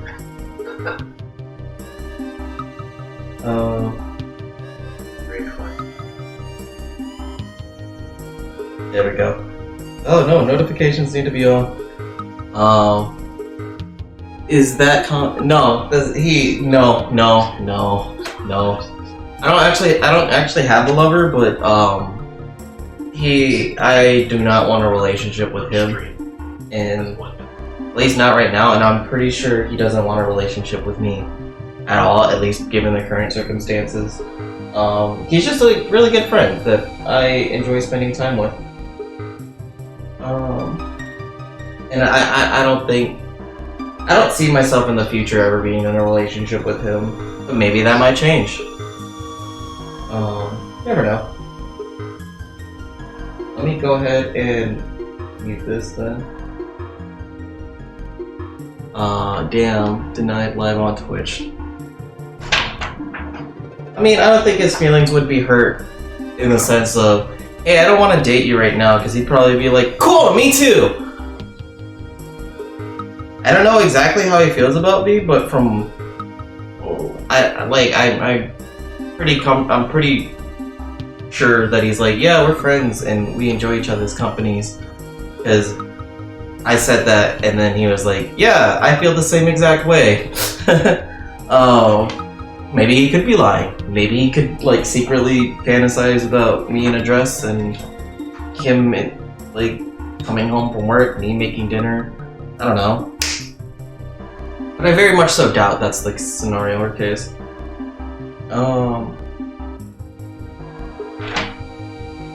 I was gonna make a Stalin joke, like a Stalin reference, because I'm stalling. But Mike is here, and I feel like we shouldn't talk about Stalin if we can't talk about Hitler. Action is about living. It's not. Oh, let me put Tommy back there, Kami. I'll be switching back and forth between you and Theo. Okay. Fair enough. I'm just reading a self-help book and discussing it and getting into scenarios and like blah blah blah blah blah. This is a shitty stream, is what I'm saying. There's words being said. Okay, so we're still doing my best and this guy being egotistical again. I make everything a ritual and I always do my best. Taking a shower is a ritual for me. And with that action, I tell my body how much I love it. Okay. Okay, guy. I mean, I guess that's pretty healthy. I feel like it would be healthy for one's self-esteem to look into the mirror and be like, I accept this, or hey, I love you. But I feel like the way this guy phrases it is like he makes it seem like he dims the lights. He turns on like the shower head and everything's like romantic music. He has flower petals on the floor and he's just like, yeah, baby. Which, to be fair, you shouldn't shame somebody like that. If that's what they enjoy, fuck it. They're not harming anybody. I tell my body how much I love it. I feel enjoy the water on my body. I do my best to fulfill the needs of my body. Does this guy just like admit to jerking off in the shower? Okay. I do my best to give my body, give to my body and to receive what my body gives to me. So this guy's into anal. In India, they prefer a ritual called puja. In this ritual, they take idols that represent God. They don't believe. Okay, let's just assume in India they believe in one God. And bathe them and feed them and give their love to them. They even chant mantras to these idols. The idol itself is not important. What is important is the way they perform the ritual. The way they say, I love you, God. God is life. Or, sorry, I love you, God. God is life. God is life in action. The best way to say, I love you, God, is to live your life doing your best. The best way to say, thank you, God, is by letting go of the past and living in the present moment right here and now. Like, this guy is very egotistic. Like, the whole concept of, like, everyone is God and he is God and saying, I love you, God, and thank you, God, and loving yourself. Like, I get that you should love yourself and take care of yourself, but the way he phrases this makes it a very poor argument, especially to the anti-religious. I had the meme for a while to say to Tom, I am that you were talking about, right? About oh God, Mike said the anal word. I fucked up. I made the innocent impure. I corrupted. Oh God, I'm scared. Mike is gaining power. But for context, this guy was talking about how he makes a shower a ritual, and then he went to the fact that he was like, I love it so much. I tell my body how much I love it, etc., etc. Self-love isn't a bad thing, but this guy seems very too, like, ugh. Power tops. Power tops, ew. Like, I feel like we can go into a whole discussion about tops and positions and dom top and just... Let's not get into that. The one time I don't want to get into that. Dammy. And keep in mind that earlier today I put a donation goal to get Fammy a fucking fleshlight. Yet I don't want to get into the concepts of power topping. People's personas.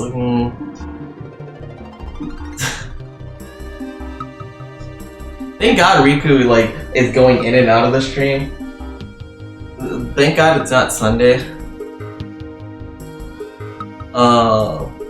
Whatever life takes away from you, let it go. When you surrender and let go of the past, you allow yourself to be fully alive in the moment. Letting go of the past means you can enjoy the dream that is happening right now. If you live in a past dream, you don't enjoy what is happening right now because you will always wish it to be different than it is. There is no time to miss anyone or anything because you are alive. Not enjoying what is happening right now is living in the past and being only half alive. This leads to self-pity, suffering, and tears. This, I feel like it's fair, and I think it's a one perspective of how to look at life. And I think it's subjective but fair, so I don't really have anything I can say against it. As opposed to all the earlier things, all the other earlier things. Ugh. As opposed to, let's see, humans are addicted to suffering at different levels and to different degrees, and how we support each other on maintaining these addictions. Let's see. Whatever life takes away from you, let it go. Okay, so that's you are born with the right to be happy. Fair. You are born with the right to love, to enjoy, and to share your love. You are alive, so take your life and enjoy it. Don't resist life passing through you, because that is God passing through you. Which, I feel like if this guy would break the concept of God down into more specific terms, given how vaguely, he describes everything as God. Like, light is God, stars are God, you are God, everyone's God, we're all gods. You're God, they're a God. You're a god, and now you're a god, and then you're a god. Everyone in this room gets a crucifix!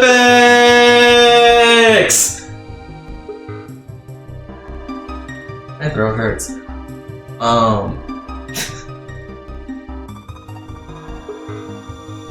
Just your existence proves the existence of God. Your existence proves the existence of life and energy. Too much of a religious slant, I feel, because I feel okay. So, in a self-help book, there's going to be subjective things, but I feel like if you are tying religion into this, not as a oh, I thought there was a tear in this book.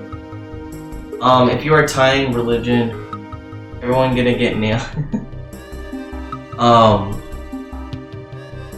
You make it harder for a broader audience to connect to it. We don't need to know or prove everything. Just to take a risk and enjoy your life is all that matters. Say no when you want to say no, and say yes when you want to say yes. You have the right to be you. You can only be you when you do your best. When you don't do your best, you're denying yourself the right to be you. That's a seed you should fully nurture in your mind. You don't need knowledge or great philosophical. Wow, word. Philosophical concepts. You don't need the acceptance of others. You express your own divinity by being alive and by loving yourself and others. It is an expression of God to say, hey, I love you. Who wrote this up? Don Miguel Ruiz of the Evil Knight lineage. You should have been here yesterday. This book was fucking lit yesterday. No, the day before yesterday, I think. Yeah, it was the day before yesterday. Like, this book was fucking crazy! But today, I feel like today, like in the second half of the book, it has good points that are somewhat muddled. Like, I feel like this book makes more sense and is more clear the further you go on, which is not necessarily something that you want in a book. I feel like a book is supposed to get you early and explain things early. Like, that's a whole nother thing, but like, we're jumping from...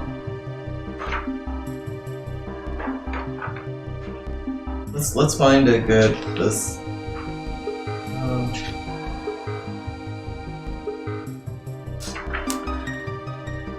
Like, we're jumping from 95% of the beliefs we have stored in our minds are nothing but lies, and we suffer because we believe all these lies, towards more shit like, The way to keep yourself from making assumptions is to ask questions. Make sure the communication is clear. If you don't understand, ask. That's good advice. To claim 95% of the beliefs we have stored in our minds are nothing but lies, and we suffer because we believe all these lies, can end up being like, well, that's a belief, right? Well, there's more than a good chance that that is something that you are storing in your mind, and it is a lie, and you are suffering because you believe that lie. Because you can argue that because most of what we believe in life is a lie, you know, you don't really have anything to stick onto. And then we can go back into the whole truth thing that this person argues. I'm sorry, I don't feel like I argued that last point very well. But I word saladed the fuck out of what I wanted to say. So we're not gonna go back to that. See what else? Alright.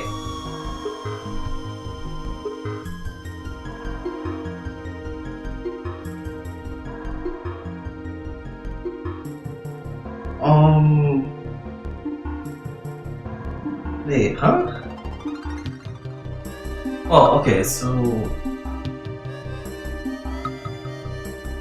it's telling you to look back, and I feel like, okay, so he's arguing to not look into the past, but what would you define, what is kind of like the breaking point, or what is like the point of what is not the past and what is the past? I feel the way that he's trying to convey his message can end up being going against itself.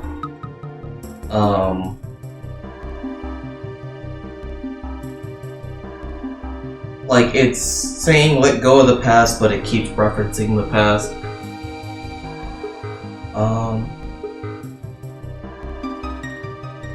And then it's saying it's conflicting with the agreements established from before, and it just doesn't make sense. Wow, like, this is actually really bad.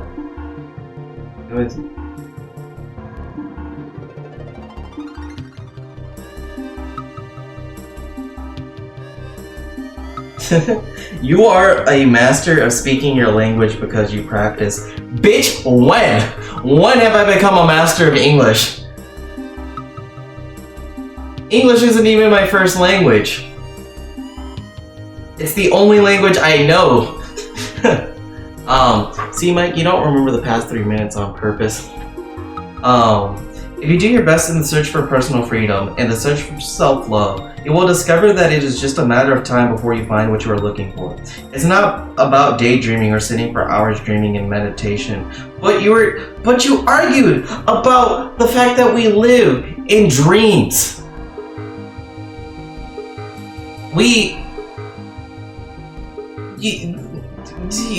Okay, but like this contradicts the first part of the book, which I don't even want to fucking get into. God damn it. Like, Fami was here. Fami understands my frustration. I feel like people would understand my frustration just from like the past couple minutes of reading this.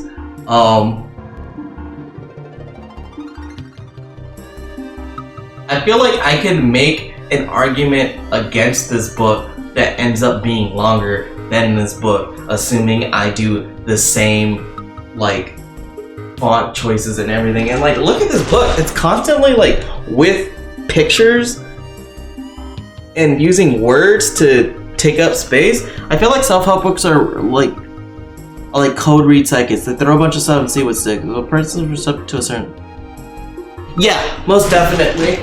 I agree with that. And some of the perspectives, it's important to understand, or it's important to get other people's perspectives,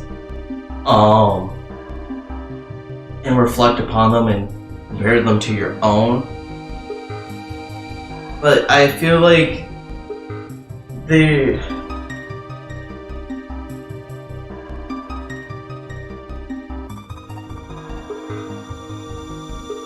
What was I talking about?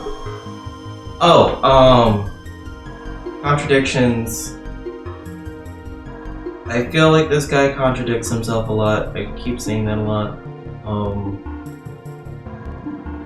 What?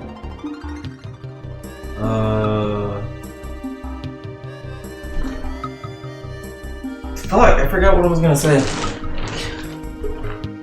You can tell I'm not as actively engaged with this book as I was with Earthbound earlier, and I was just like rocking back and forth like this and bouncing around while I was playing. And during Earthbound, I was fucking just grinding and talking. I feel like, I don't know. Not taking anything personally. I feel more antsy than I do involved because I fucking wave dash back and forth when I'm doing something like math or reading a good book.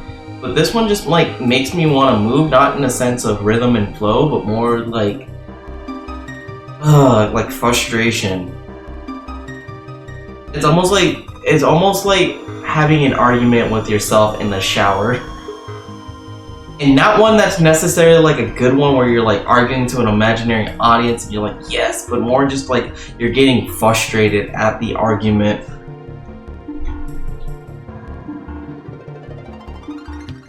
Or is that just an ADHD thing? I don't know.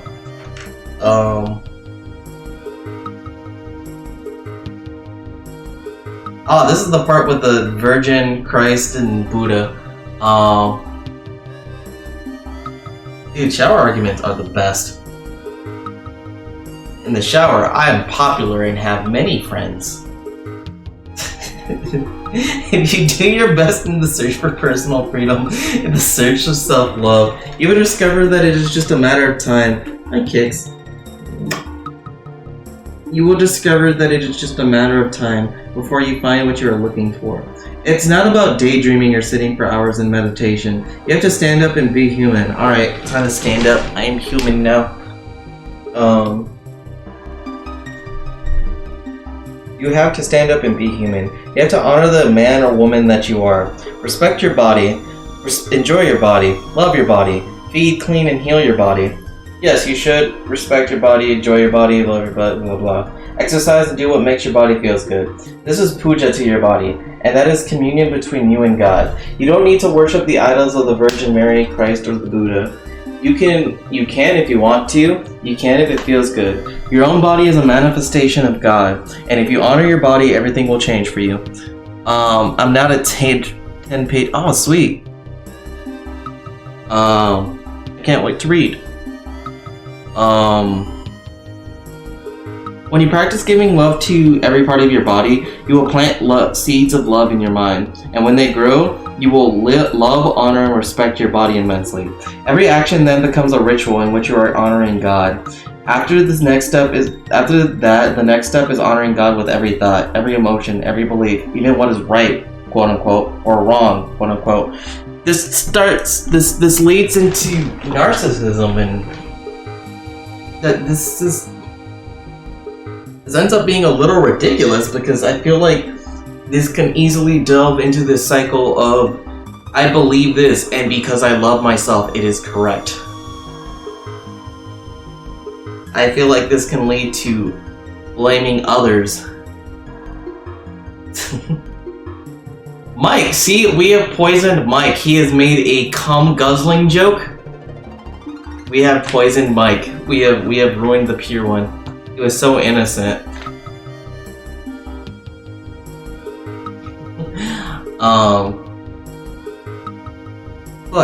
What was I saying? But like, I feel like a lot of this can lead to a lot of this just ends up leading towards taking less responsibility for yourself, but being upset at others when they do something for you, but not being upset at the same time.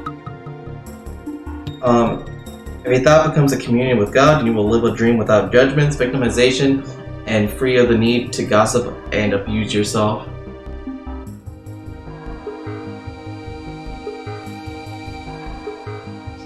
Whenever I think of abuse yourself, I think about the fact that I'm not gonna put Theo out on the spot and like that, but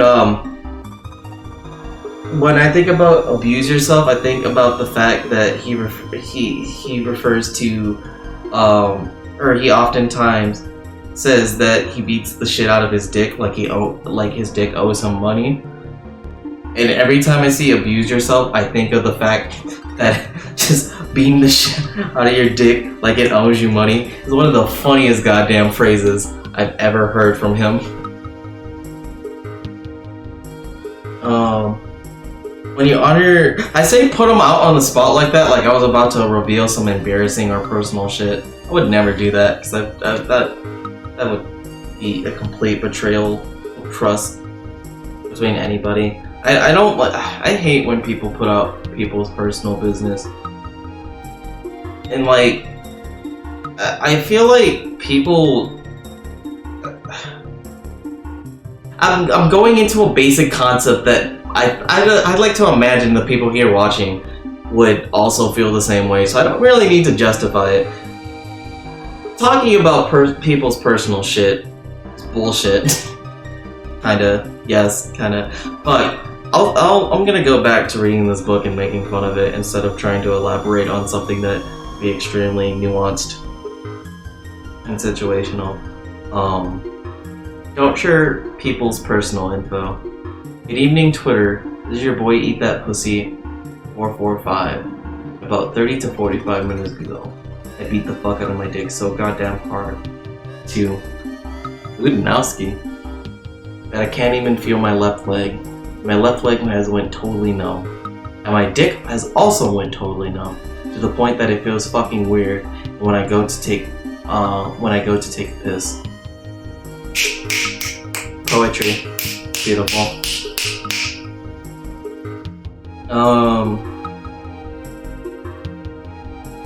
When you honor those 4 agreements together, there's no way you can live in hell. There is.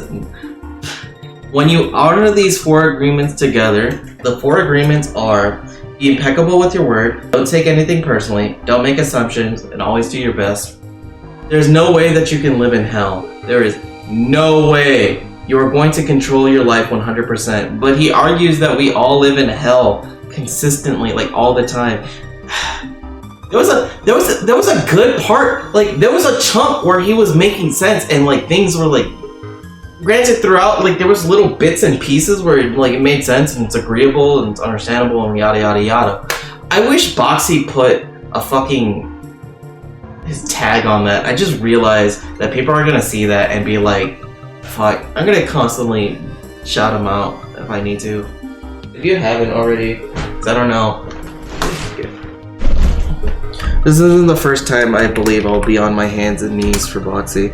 Boxy guy, shout out. Boxy guy.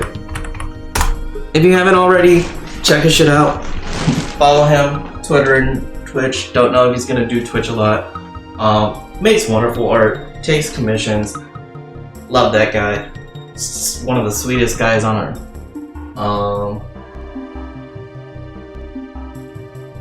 I talk about him almost like I'm an excited puppy, like when yeah. I'm gonna stop that comment right there and then. But I'll make a joke about being on my hands and knees for him. But nah, talking about that I enjoy him as a person is way too far. You're going to control your life 100%. If you're impeccable with your word, if you don't take anything personally. I like how I left to go and read what the 4 agreements were, and then it's right under there. The 4 agreements are a summary of the mastery of transformation. One of the masteries of Toltec. Ooh, so excited when... What? Ooh, so excited? Like a puppy? Okay. The 4 agreements are a summary. I don't like the fact that fucking when I talk about Boxy, it was like, you're like a puppy, and I'm like, shut the fuck up, kick your ass. I will. On the subject of like puppy and stuff, so like I think if I had a persona, would be a bird, but I don't have a fursona, which people find weird because I've been part of the furry fandom since like, I don't know, maybe 15, 14, 13, whatever. I like furries my entire life. People did say they were going to draw me like a bird sona, but they haven't. And this one person I paid just kind of took the money and like ran with it. And that sucked.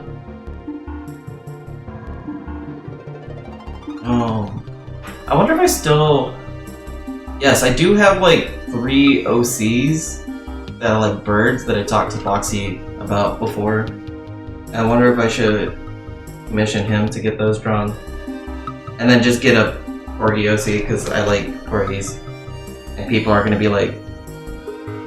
People apparently associate me with Corgis. And like, I get it, but I don't think that would be my Sona. So if I had a Corgi, it would be like an OC. And maybe somewhat reflective of me, but I don't think it would be me. What kind of bird? Well, I did not decide. I think this is why people think Mike is a furry. I'm surprised there hasn't been more furry jokes at your expense, Famicom, given that your name is Famicom Pony.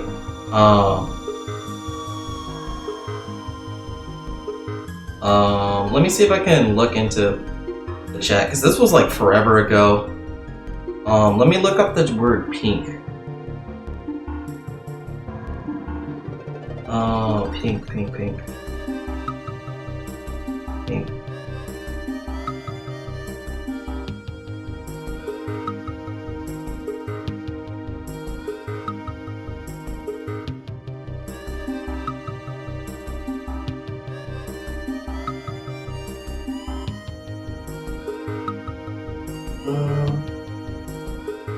Let's look at, how about this? What if we...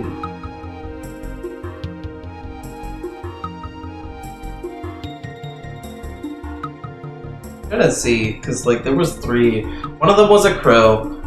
That was like the 3rd bird.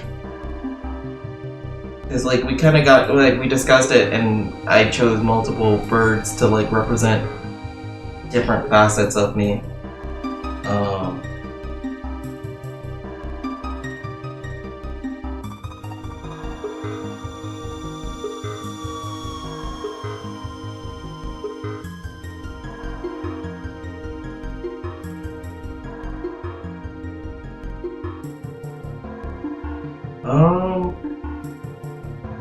I don't know. Okay, so apparently the names were for the pink bird, which was supposedly like me, Adam, and they were supposed to represent passion, like the heart. Venice for the Venice for the white bird, and they were supposed to be like kind of a phoenix or an angelic sort of bird. They were supposed to be empathetic, angelic, kind of holy, kind of like the soul. And then Marine for the crow, which was supposed to be to represent the mind. Then Nabu for the dog. Disrespectful or something. Kami the toucan. I do not want to be a toucan.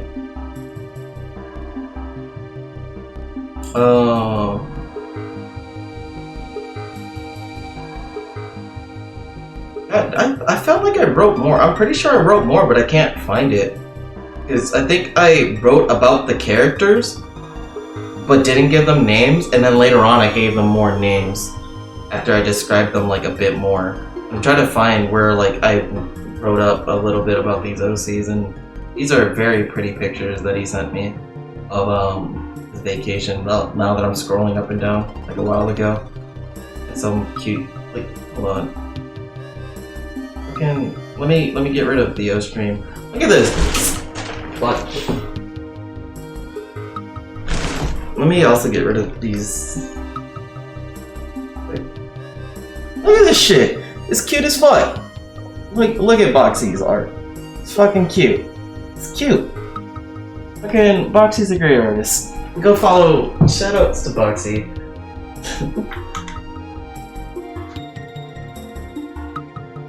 I didn't fuck up my charger. by accidentally yanking it that hard. Let's check this out real quick. Okay. Crisis averted. Oh.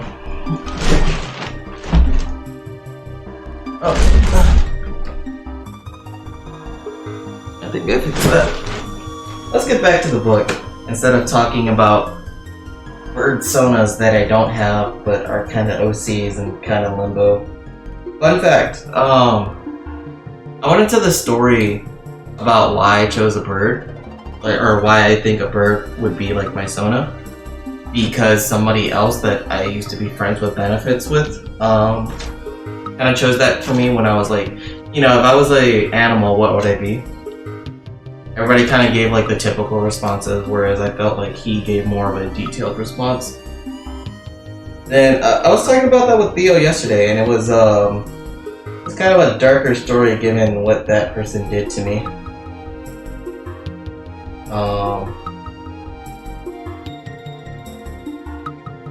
Which sucks.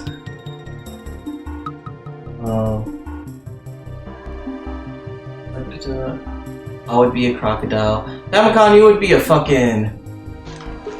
What is that? A newt! It's a penguin! Famicom, I could see Famicom being a horse, but I don't know exactly. Like... Oh god, you're hosting me. Sweet. Theo would definitely be a skunk.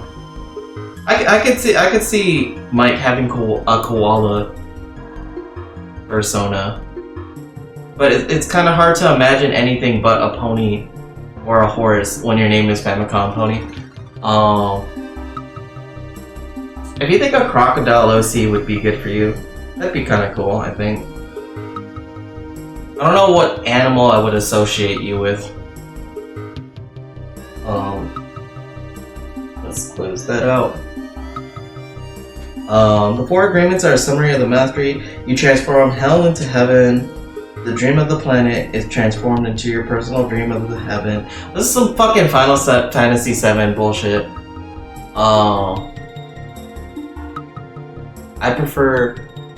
I'd be a panther probably. A panther, huh? Koalas make the weirdest noises. Lol horse.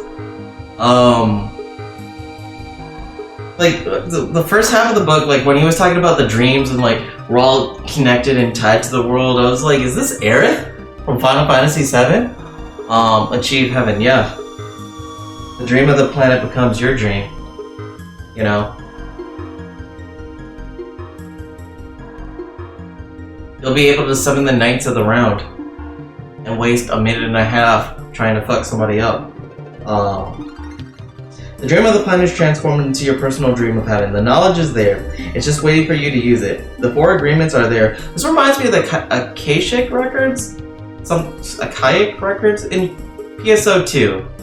You knows what I'm talking about. Which that was a weird and interesting story. You just need to adopt these agreements and respect their meaning and power. Just do your best to honor these agreements. You can make this agreement today. I choose to honor the 4 agreements. It's so simple and logical that even a child can understand them. Really, dude? Do you really gotta get to the point of, here's my point. A fucking kid could understand what I mean, so do it. Summon the Knights of the Round.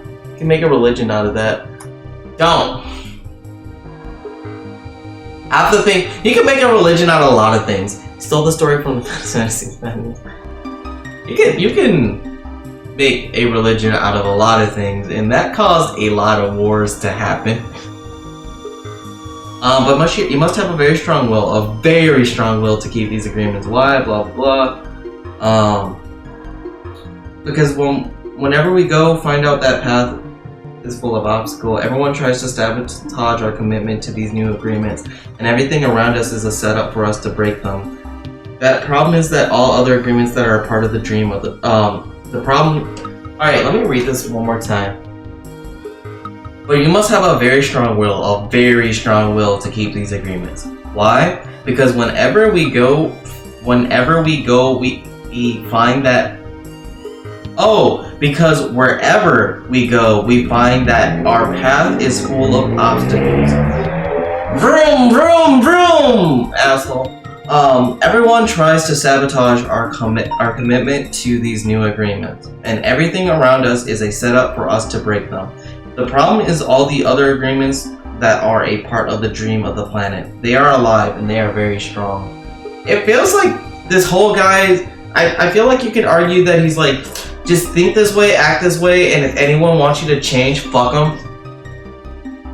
Half of this book is like, yeah, some of it seems like word salad, and some of this, it doesn't help that I, like, focus is hard, and Amino speak good English.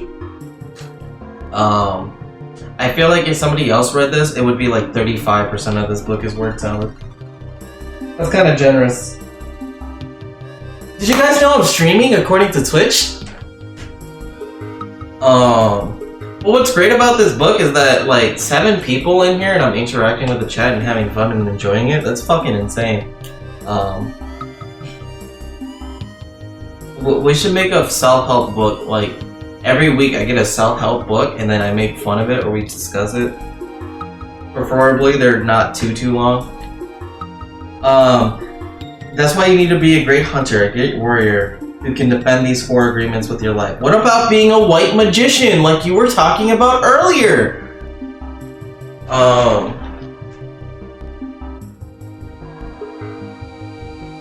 Your happiness with your freedom, your entire way of living depends on it. The warrior's goal is to transcend this world, to escape from this hell, and never to come back. I thought the warrior's goal was to die in battle, so that way you go to Valhalla. I'll make a parody of this health book. I was thinking you were going to make a parody of this in your comic.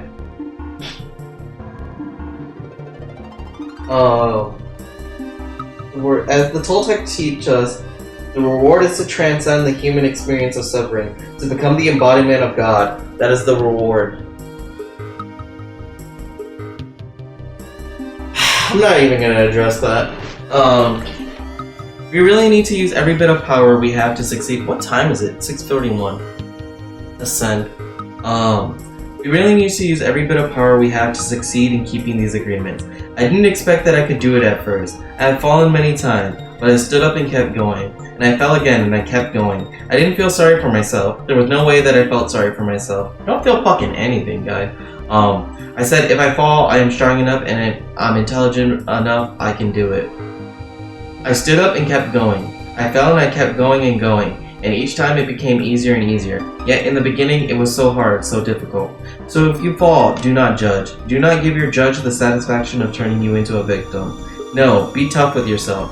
Stand up and make the agreement again. Okay, I will break my agreement to be impeccable. Okay, I broke my agreement to be impeccable with my word. I will start all over again. I'm going to keep the 4 agreements just for today. Today I will be impeccable with my word, and I will not take anything personally. I will not make assumptions, and I'm going to do my best. If I fall, my leg twists. He fell once and everyone laughed. I mean, I could. A slumber party? Ooh. If you break an agreement, begin again tomorrow and again the next day. God, we have like 30 pages to go. Fuck me. It will be difficult at first, but each day will become easier and easier until someday you will discover that you are ruling your life with these 4 agreements. And you will be surprised at the way your life has been transformed. You don't need to be religious or go to church every day. God, Aquatic Ambience has been playing for such a while and I kind of want to change it, but it's over there and I'm over here. So no. You will be surprised at the way your life has been transformed. You don't need to be religious or go to church every day. Your love and self-respect are growing and growing. You can do it. If I did it, you can do it also. Guys, Don Miguel Ruiz of the Eagle Knight lineage did it. Even though he was the one person that was given the ability to share Toltec knowledge. Fuck this guy. I feel like the jokes I'm making at this guy have to self-reference the first part of this book. And I kinda don't want to do that. It would be. We should do a catch-up day in class for all about the Eagle Knight, Don Miguel Ruiz.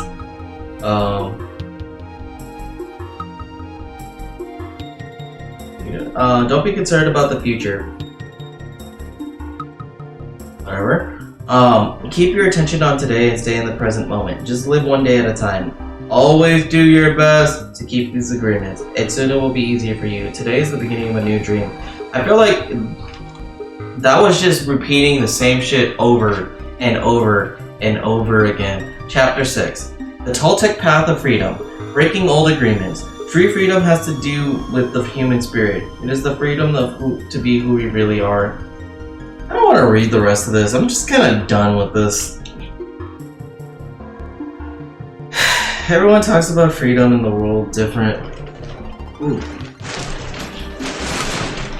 Listen, I'm gonna get comfortable.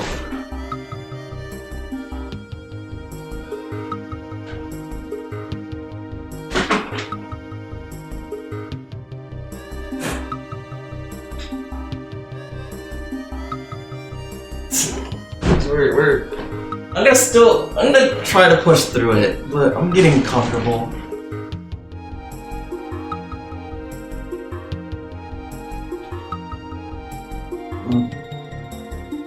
Alright, I'm kind of comfortable.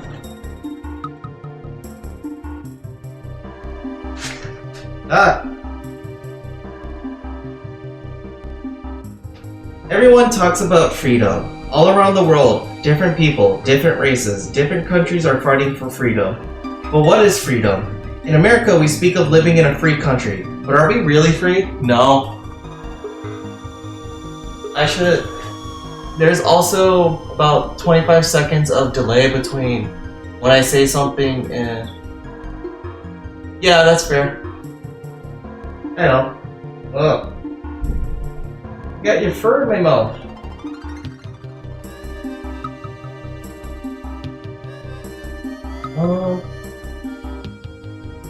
Are we really free to be who we are? The answer is no, we are not free. True freedom has to do with the human spirit.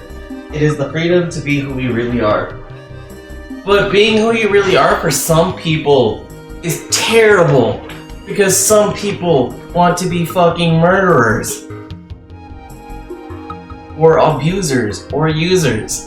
And that is wrong. Who stops us from being free? We blame the government, we blame the weather, we blame our parents, we blame religion, we blame God. Those aren't blame, those are legitimate reasons, except for God. Like, we need resources to actualize certain things. Or certain things shouldn't be actualized. Because they're bad. Or yourself. Or for others. Like, duh.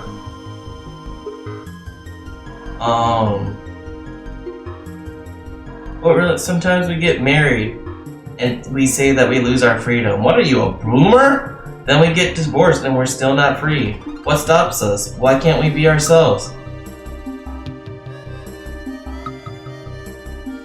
Can you hear the feet clap?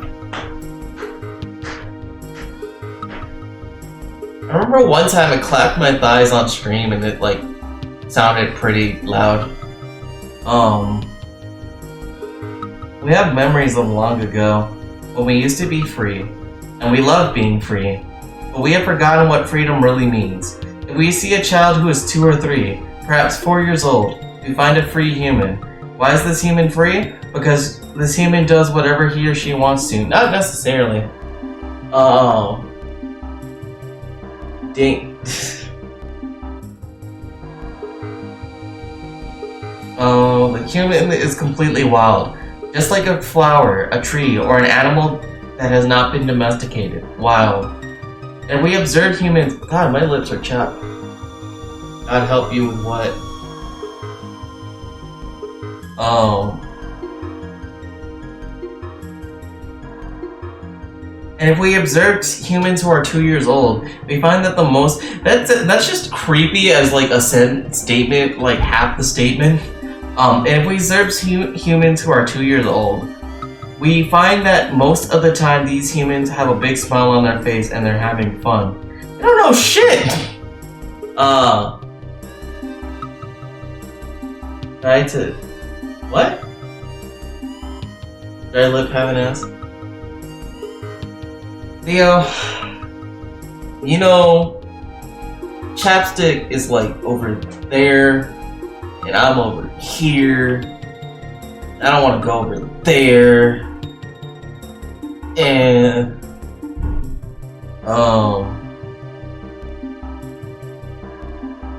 they're exploring the world. They are not afraid to play. They are afraid when they are hurt and when they are hungry, when some of their needs are not met. But they don't worry about the past. They don't have the fucking ability to worry about the past or present and future and only living in the present moment. This person has never had to be around toddlers, clearly. Yup! Very young children are not afraid to express what they feel. Yes, they are. They can be. Like, I work with kids, and a lot of the times they're shy and nervous whenever they have to present or talk or express themselves. You've never seen a child before. Maybe he never was a child. Maybe because he was God, he was, never a child. He was born a 30-year-old. They are so loving that if they perceive love, they melt into love.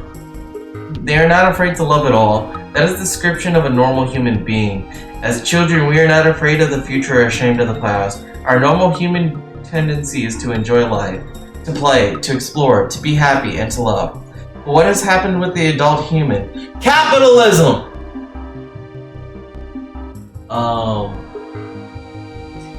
Let me open up chat on my phone because it's starting to... I can barely see chat on Twitter.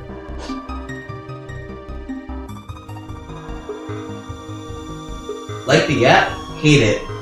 Tell us why. Fuck you. Alright, Anumon automatically hosts a review. Follow the chat rules, be kind. I like how everyone gets to see the fact that I'm like, hey... Oh, let's follow this one.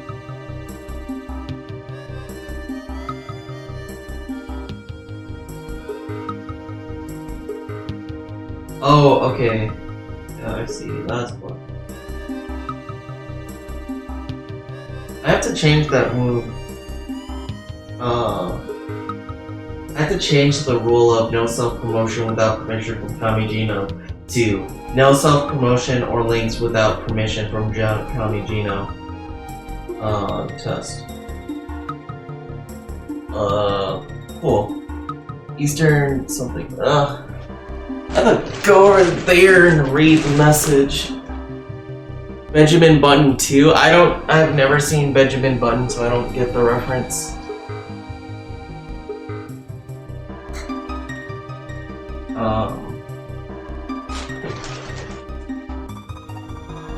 Where was I?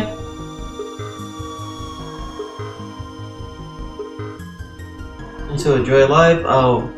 Well, what has happened with the adult human capitalism? Why are we so different? Why are we not wild? From the point of view of the victim, we can say that something sad has happened to us. And from the point of view of the warrior, we can say what had happened to us is normal. What has happened is that we have the book of law, the big judge, and the victim who rules our lives. But like, we need those things. I need people to not be fucking constantly butt raping one another, or fucking punching children in the face, or fucking murdering one another, or stealing everybody's properties. But basically, it was a baby born as an old man.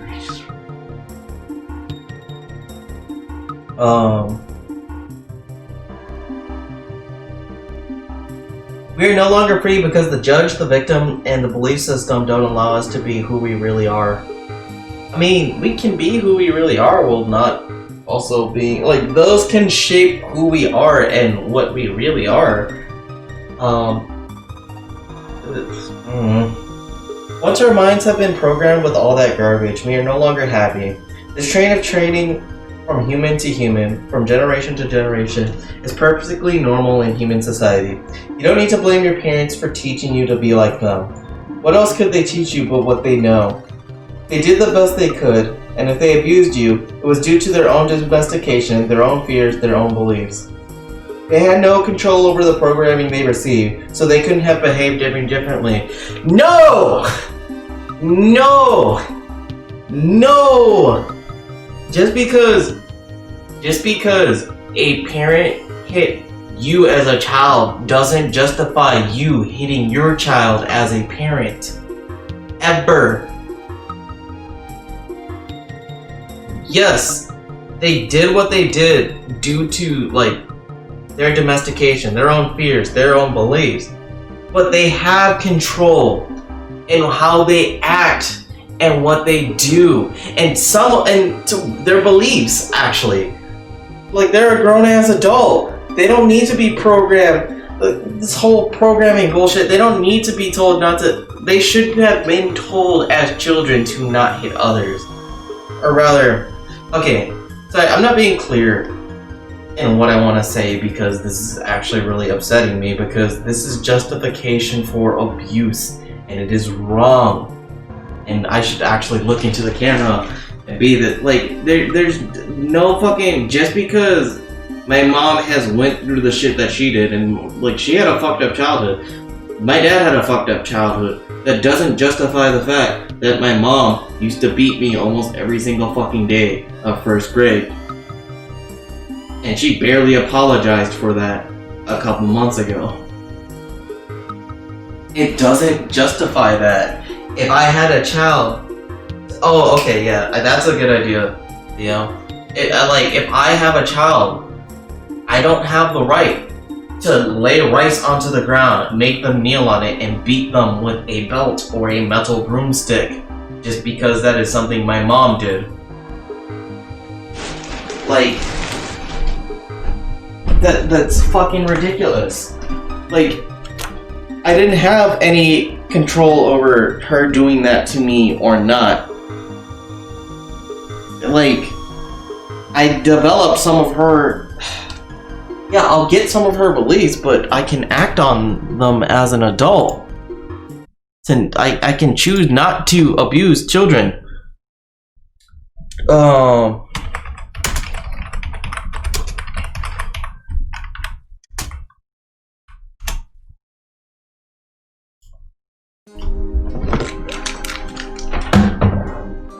Dude, this song used to make me feel so fucking sad. So nostalgic and just feel like emotion. Cause like I would read those comics and then like listen to that. And I would just feel sad. I'm sorry if I wasn't really clear. I got a little emotional. I'm not gonna apologize for getting emotional, but I don't know if I was being very clear with the point I wanted to make. Or like okay, so let me start this again. Real quick. Yeah, they did the best they could, and if they abuse you, they have the choice to not abuse. There can be reasons as to why they abuse, like if they were hit as a child and they believe, oh, you have to hit children to get them to behave. I can get that, but like they don't have any, it doesn't matter what their justification is, it's inappropriate. And you are within every single right to be upset at what they did to you as a child. I have every right to hold it against my mom for beating the shit out of me as a child. I have it as a right to be upset at my dad for fucking up my left leg so I can't like run like I used to.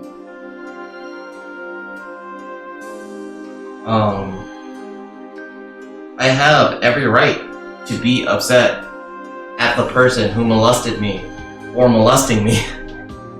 What? I'll be right back.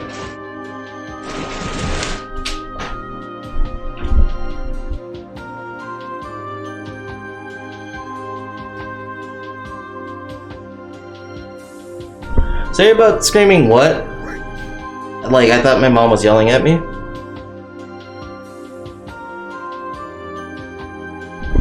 Thank you very much for the follow. I'll be right back.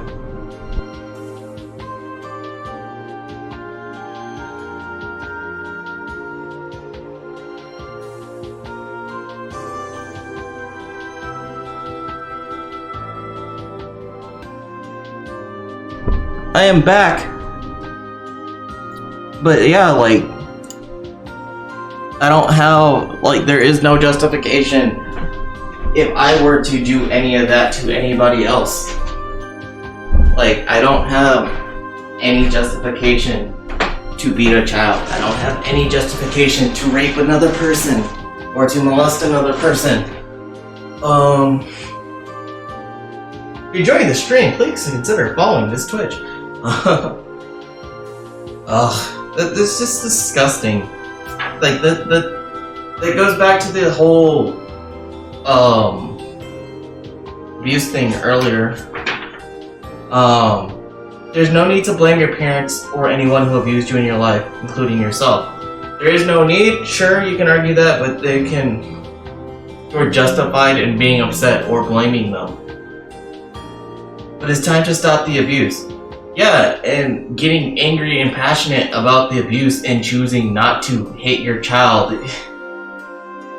Like, I take child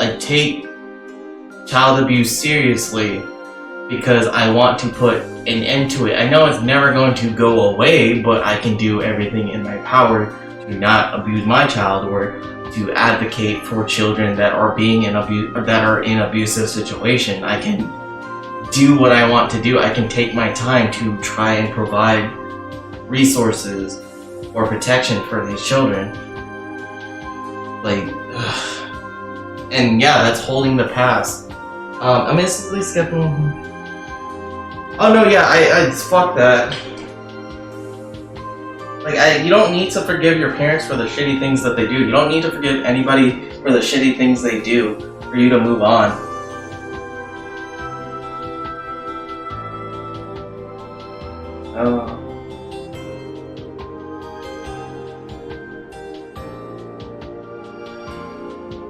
It's because they beat their kids.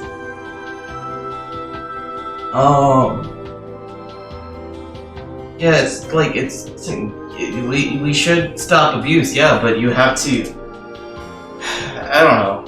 This is legitimate. That whole part is just getting me legitimately upset. And I'm repeating the same thing over and over again and getting more upset at it. So I'm gonna move on to,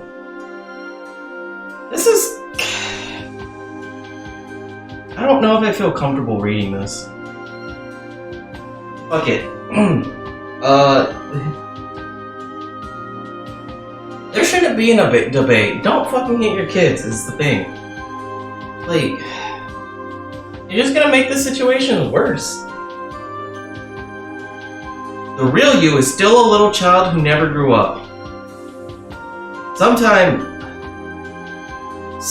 that little child comes out when you are having fun or playing, when you feel happy, when you are painting or writing poetry, or playing the piano, or expressing yourself in some way. These are the happiest moments of your life. When the real you comes out, when you don't care about the past and you don't have to worry about the future. You are childlike. But there is something that changes all that. We call them responsibilities.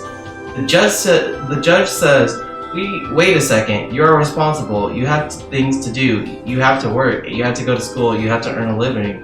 All these responsibilities come to mind. Our faces changes and become serious again. That's like, I can kind of get the point that he's going across, but like, it just feels disgusting the way he phrases it. I don't want to address that. I'm not gonna address this whole child part. But I would not trust this person around a child. Let's just say that. But like, yeah, we do have responsibilities. Like, we need to work for a living. It's kind of fucking yikes. These are some of the happiest moments of your life when the real you comes out. Well,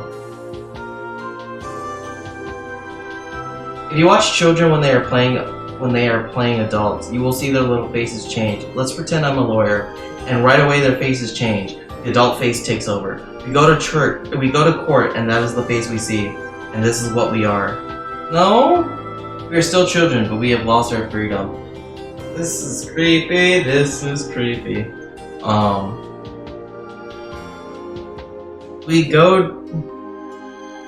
We are still children, but we have lost our freedom. The freedom we are looking for is the freedom to be ourselves, to express ourselves. When we look at our lives, we will see that most of the time we are doing things just to please others, just to be accepted by others, rather than living our lives to please ourselves.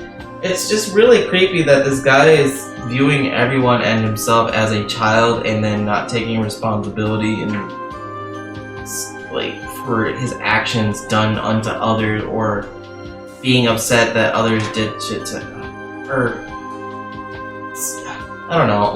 I'm feeling kind of muddled because he seems to say that he's not upset at what others do unto him, but he also kind of does at the same time, because his whole argument of we are all the same people, it seems like he wants to dismiss the self in favor of others doing whatever, and this can lead to justifications of really shitty actions that this guy does unto others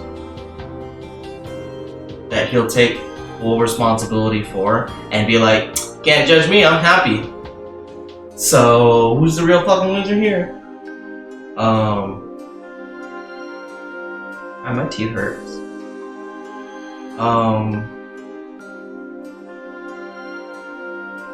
This is what happened to our freedom. And we see in our society, in all the societies around the world, that for every 1,000 people, 999 are completely domesticated.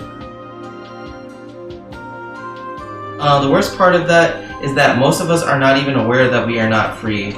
There is something inside that whispers to us we are not free, but we do not understand what it is, and why we are not free. The problem, the chat got real quiet. It's making me fucking self-conscious and anxious. Please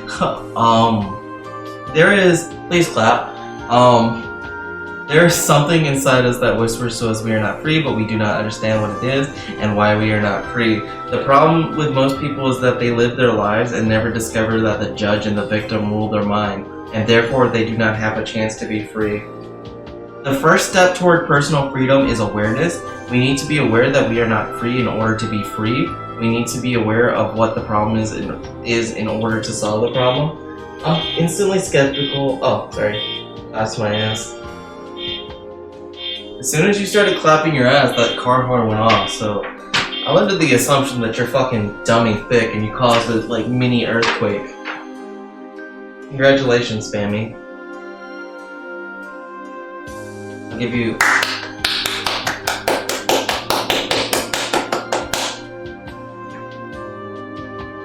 You like a golf clap instead? Is this getting picked up?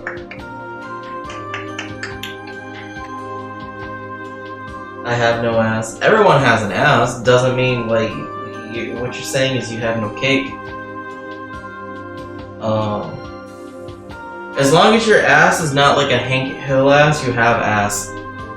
Where that man literally doesn't have an ass. He just has cheeks. You're not aware that your mind is... awareness is always the first step, because if you're not aware, there's nothing you can change.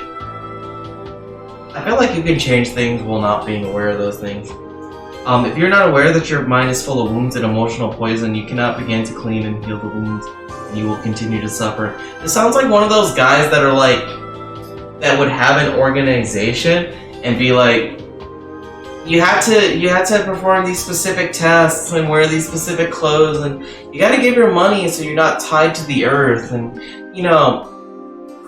if you have sex with me, that's how you become more pure. He's like one of those kind of people. My inner thigh itchy. There is no reason to suffer. With awareness, you can rebel and say, this is enough. You look away for a way to heal and transform your personal dream. The dream of the planet is just a dream. It is not even real. Well, they argued it! Okay. But, if dreams...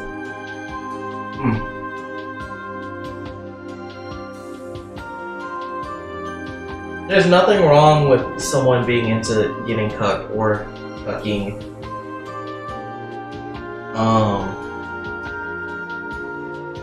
let's see. You go into your dreams and start challenging your beliefs, you will find that most of the beliefs that guided you into the wounded mind are not even true. You will find that you suffered all those years of drama for nothing. Why? Because the belief system that was put inside your head is based on lies. You're telling me Christianity is based on lies? Yes, it is. Yes, what is? What is wrong? What is right? I don't know what it, yes it is referring to.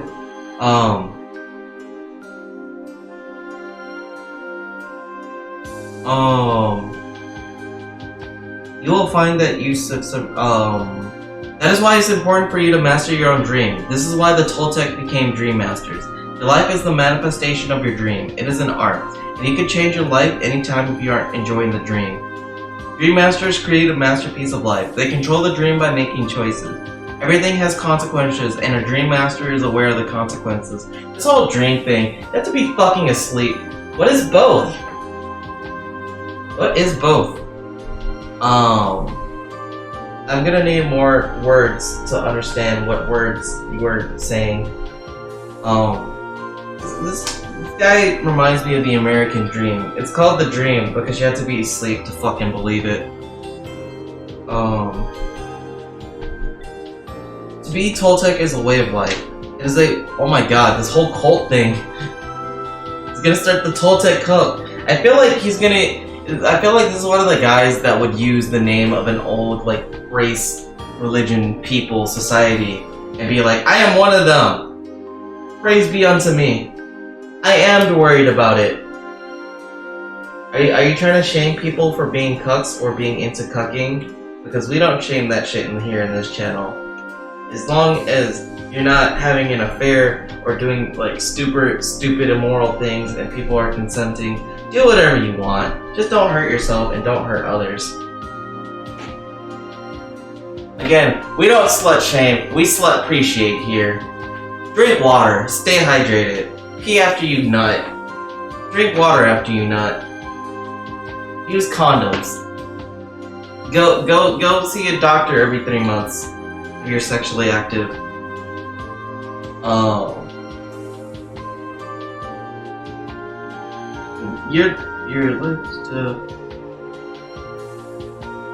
Your life is the manifestation of your dream. It is an art. And you can change your life anytime you aren't enjoying the— oh yeah, we read that part. Everything has consequences and a dream master is aware of the consequences. To be Toltec is a way of life. It's a way of life where there are no leaders and no followers. Where you have your own truth and live your own truth. A Toltec becomes wise, becomes wild, and becomes free again. Society holds us back by making us wear pants. Don't at me. There are 3 masteries that lead people to become Toltecs. The first mastery is the mastery of awareness. This is leading into selling his other books.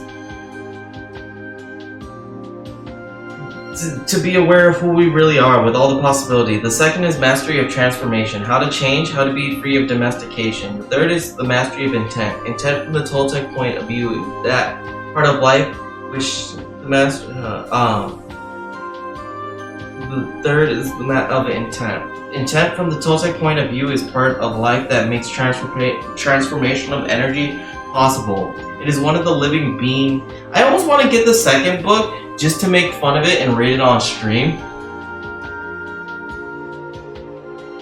Or rather, to criticize it on stream.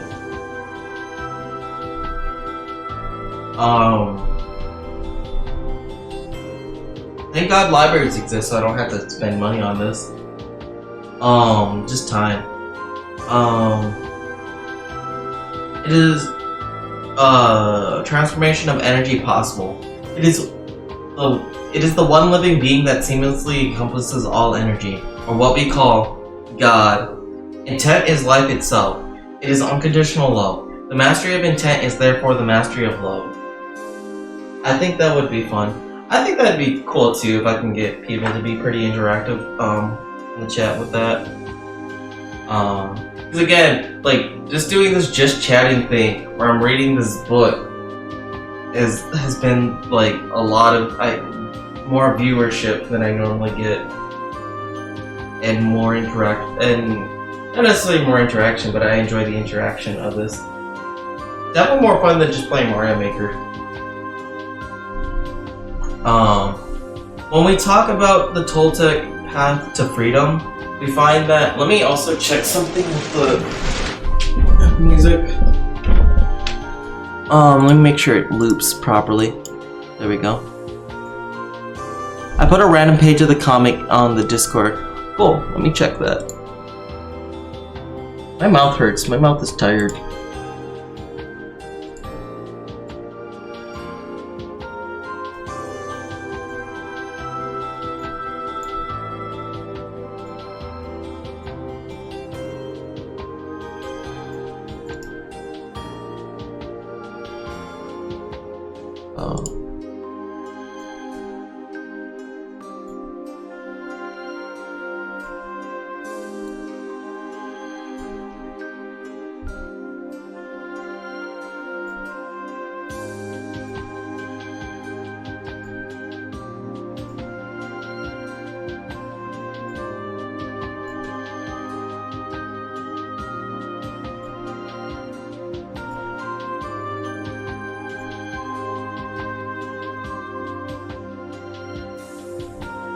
There we go.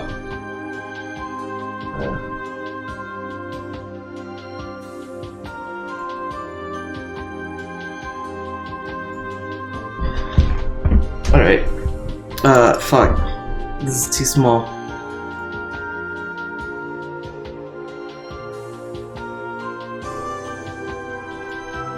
There we go.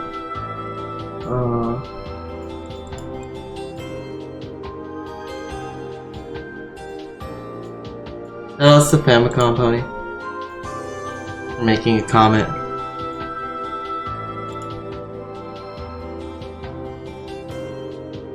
Now this place is a mess. Wonder what... Huh? Wonder what something? Let's just find that power up. This place gives me the creeps.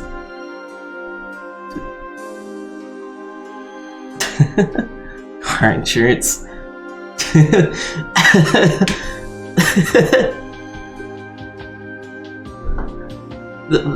Oh, don't fall, please. just Mike's face is great. Just why is your reaction to car insurance that? It's hard to read, but it looks great. Like, what's your backstory with car insurance?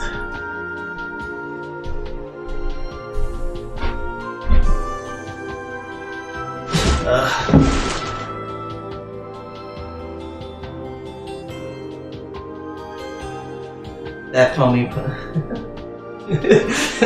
I thought it was, but like. Mike's the expressions are great in that. Can I get comfortable, please? Thank you.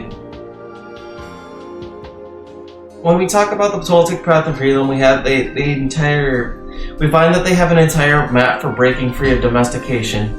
They compare the judge, the victim, and the belief system to a parasite that invades the human mind.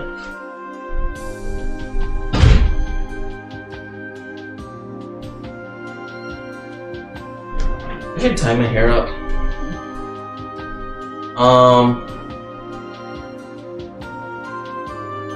From the Toltec point of view, all humans who are domesticated are sick. Wow. They are sick because there is a parasite that controls the mind and controls the brain. The food for the parasite is the negative connotation, emotions that come from fear. If we take a look, I'm gonna skip this part just a little bit. The freedom we seek is to use our own mind and body to live our own life instead of the life of the belief system. I don't even really want to go over this. The art of transformation, the dream of the second attention. This part just seems like a part to the discipline of the warrior, controlling your own behavior. I think I'm just kind of done with this book. Like, now, forgiveness is the only way to heal. Mike, you were right. Forgiveness is the only way to heal. We can choose to forgive because we feel compassion ourselves. We must forgive those who have wronged we must forgive those we feel have wronged us, not because they deserve to be forgiven, but because we love ourselves so much we don't want to keep paying for the injustice. Fuck you! Fuck you, Don Miguel Ruiz. The problem with most of the people is that they lose control of their emotions. It's the emotions that controls the behavior of the human, not the human who controls the emotions. This is absolutely disgusting. I'm just reading snippets at this point to just cover the rest of this. Not necessarily fuck pride, but like, Jesus Christ. Oh, what's this chapter? Initiation of the dead, embracing the angel of death. Wow. Okay, Edgelord. The resurrection is, when we live in the dream of the planet, it's as if we are dead. Whoever survives the initiation of the dead receives the most wonderful gift, the resurrection. To receive the resurrection is to arise from the dead, to be alive again, to be ourselves. The resurrection is to be like a child, to be wild and free, but with a difference. The difference is that we have freedom with wisdom instead of innocence. Whatever. The new dream. Like, this is fucking... This person is just legitimately disgusting. Imagine that you have... I don't even think I want to read the next book because of that whole forgiveness bullshit. I don't want to accidentally give... So, like, there's... I think you should discuss things and... I don't think it's necessarily me giving a platform when I'm reading this out loud, because yeah, you can argue that I'm exposing disbeliefs to other people, though I'm giving my opinion on it. I don't want to give him a platform in which he can say certain things that I feel like should be outright wrong or just like not taken to heart. Well, I don't know. I'm trying to say this or in this way. But like, I don't want to give him the opportunity to keep speaking because of what he said. Like, how do I phrase this properly? So like, if I disagree with someone, I still want to hear them out and I want to see like their perspective and understand them. But I don't want to give way to really shitty and toxic behavior and expose myself and others to such.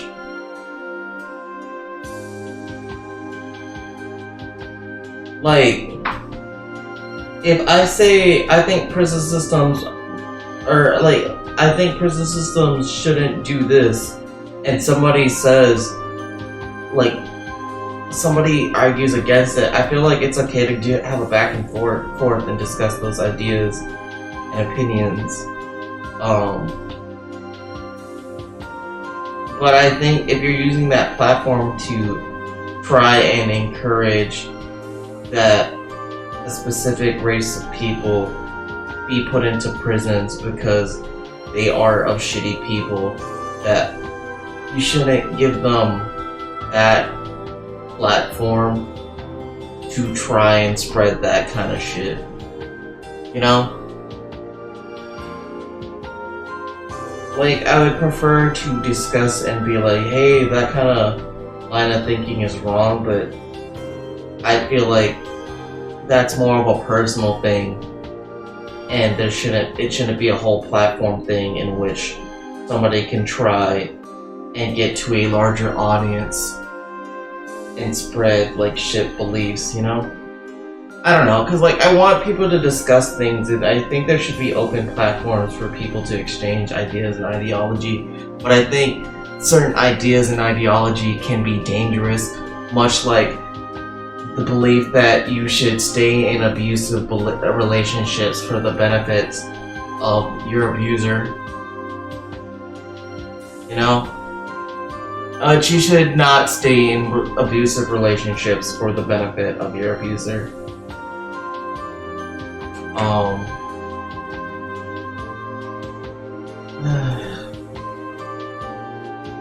A lot of this it's also kind of sad because like a lot of this is just kind of like this part here. I feel like it's so like broad and generic and trying to reach out to people and like get people to believe him and follow his word. Like when I say it, I think people would better understand what I'm meaning by saying that because I'm not really being clear about it. But he's saying, imagine that you have permission to be happy and to really enjoy your life. Imagine living your life without fear of expressing your dreams. Let me see something.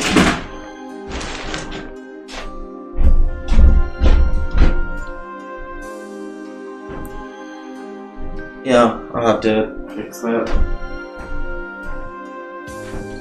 Imagine living your life without fear of expressing your dreams. Imagine being your life without living your life without the fear of being judged by others. Imagine living your life without the fear of loving and not being loved. Imagine living your life without being afraid to take a risk and to explore life. Imagine that you love yourself just the way you are. Like, I feel like this is kind of something like a cult leader would try and say, like, imagine this, and if you follow these words, you can live that kind of life, and I don't know. Yeah, I just feel kind of defeated and disgusted and just annoyed, but I want to get through the rest of this book. Go through it, make fun of it, express my disdain, my disinterest. Once you feel what it is to me to live in a state of bliss, you will love it. You will know what heaven on earth is, that heaven truly exists. So, let's see. Only love has the ability to put you in that state of bliss. Being in bliss is like being in love. Okay, I'm not gonna go over that. Ugh. Love in action only produces happiness. Love will give you inner peace. It will change your perception of everything. But love can also be dangerous and lead you to do fucked up and shitty things. A love in action doesn't necessarily only produce happiness. It can produce conflict. It can lead towards a lack of peace because of the conflict that love can create.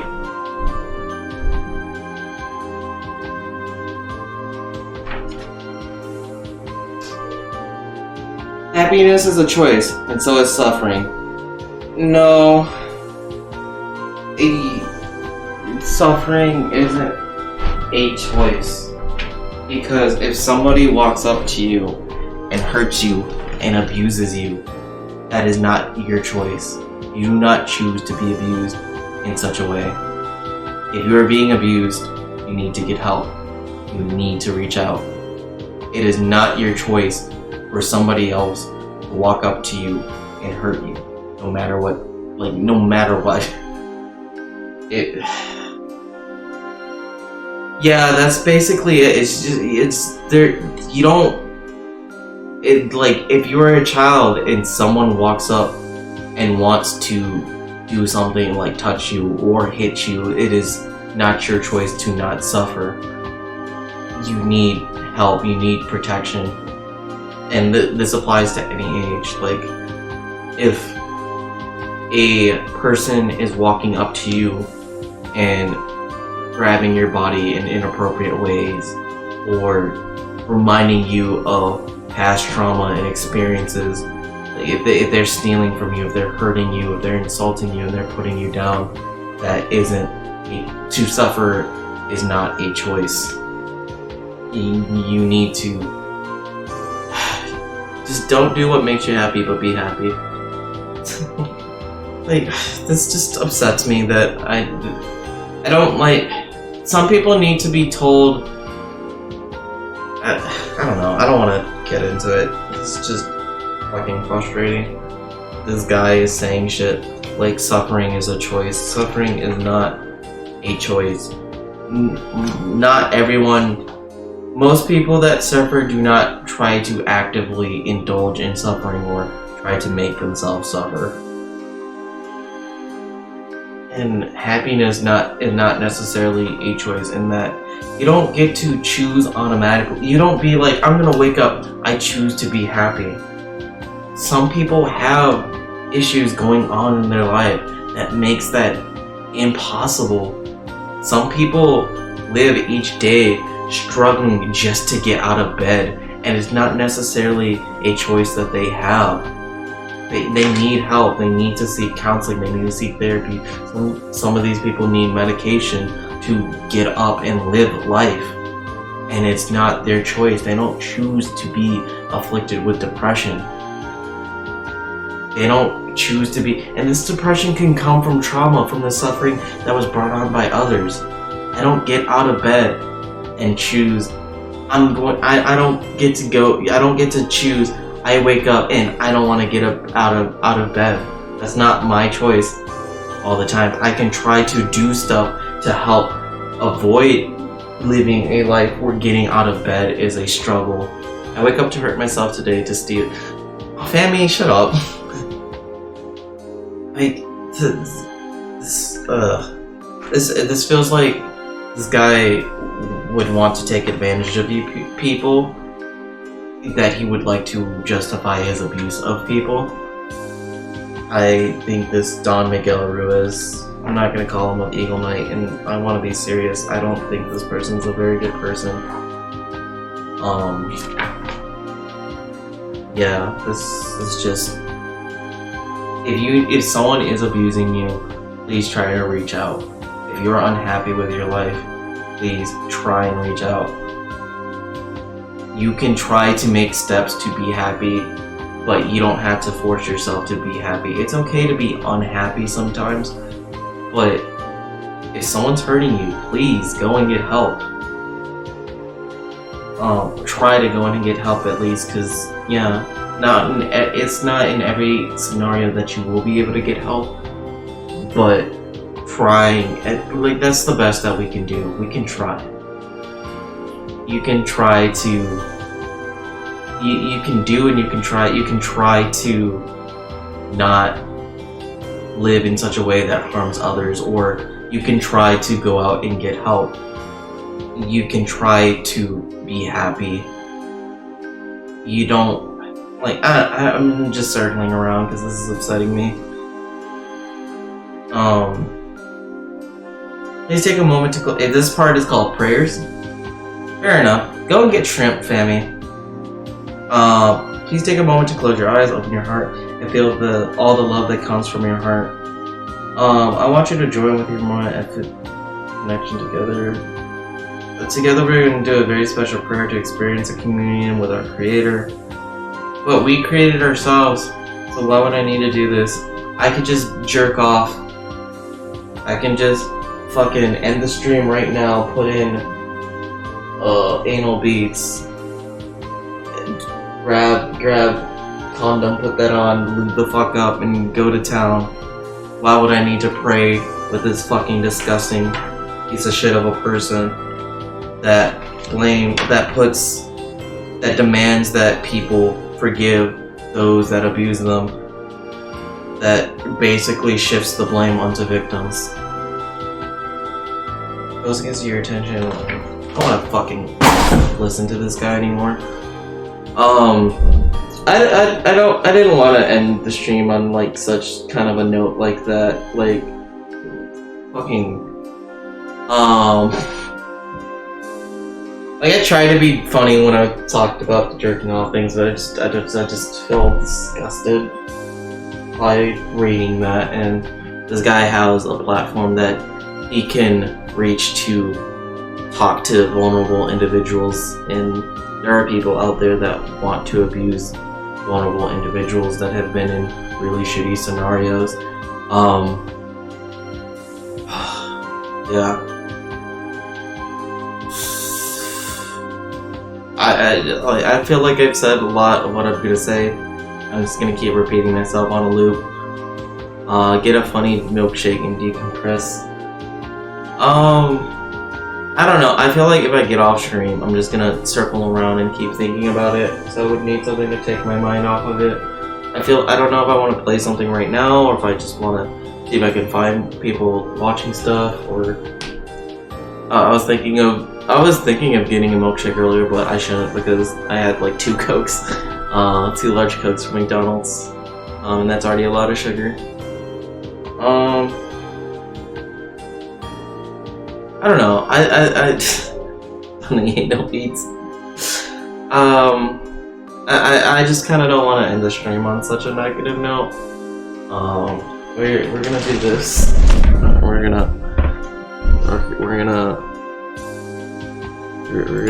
look at fuck, where is it?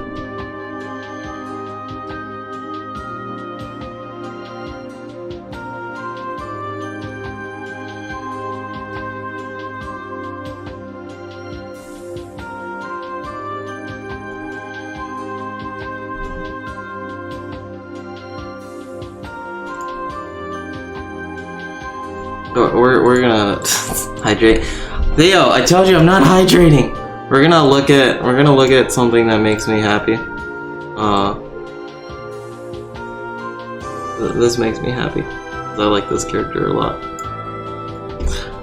Drawn by Foxy Guy again. Shoutouts to Foxy Guy. Let me just plug his shit yet again. SO. Fuck.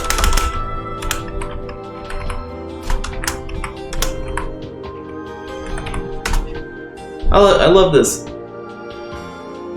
I love this. Like, it's cute. Like, fucking, it's a little funky fox. Super funky.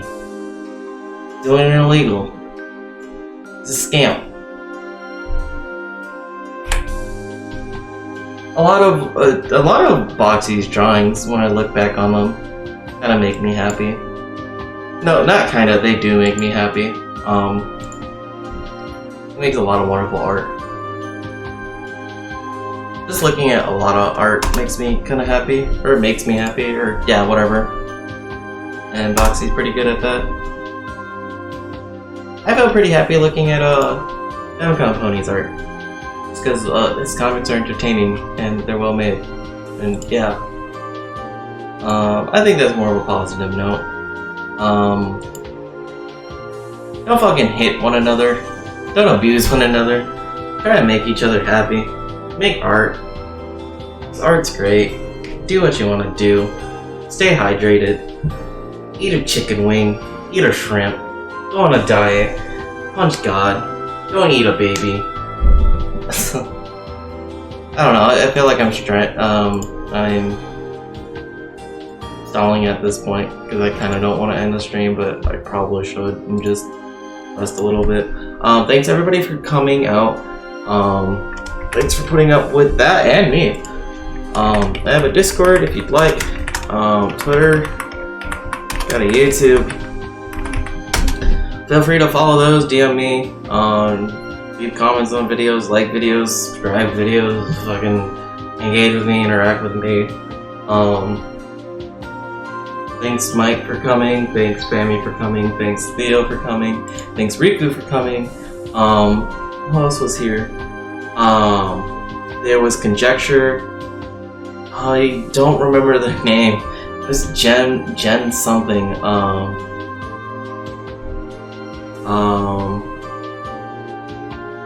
Fuck, there was people. Fuck that one dude that came up and tried to start shit with a slur.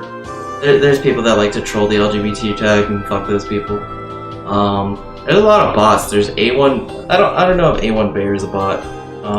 Let's go down this list. It doesn't look like they're a bot. So thanks, A1 Bear. Commander Root's a bot. Comrade to face. Account suspended or deactivated. Electrical Longboard is a bot, I'm pretty sure. Famicom Pony 6. What if one day Electrical Longboard just walks up to the chat and is just like, I ain't a bot. You're like, oh shit. First Killer.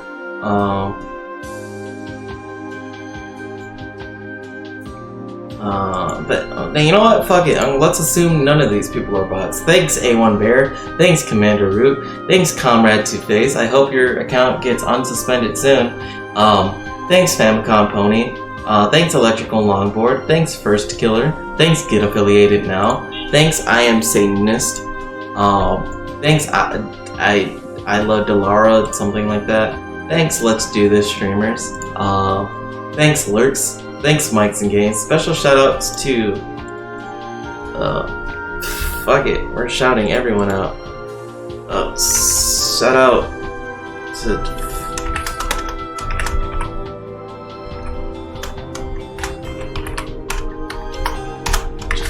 he doesn't stream at all, so fuck it. It doesn't matter. There we go. Shout out to those. Shout out to fucking that lord. Shut. Katana. Pseudo. Conjecture. There we go. All these people.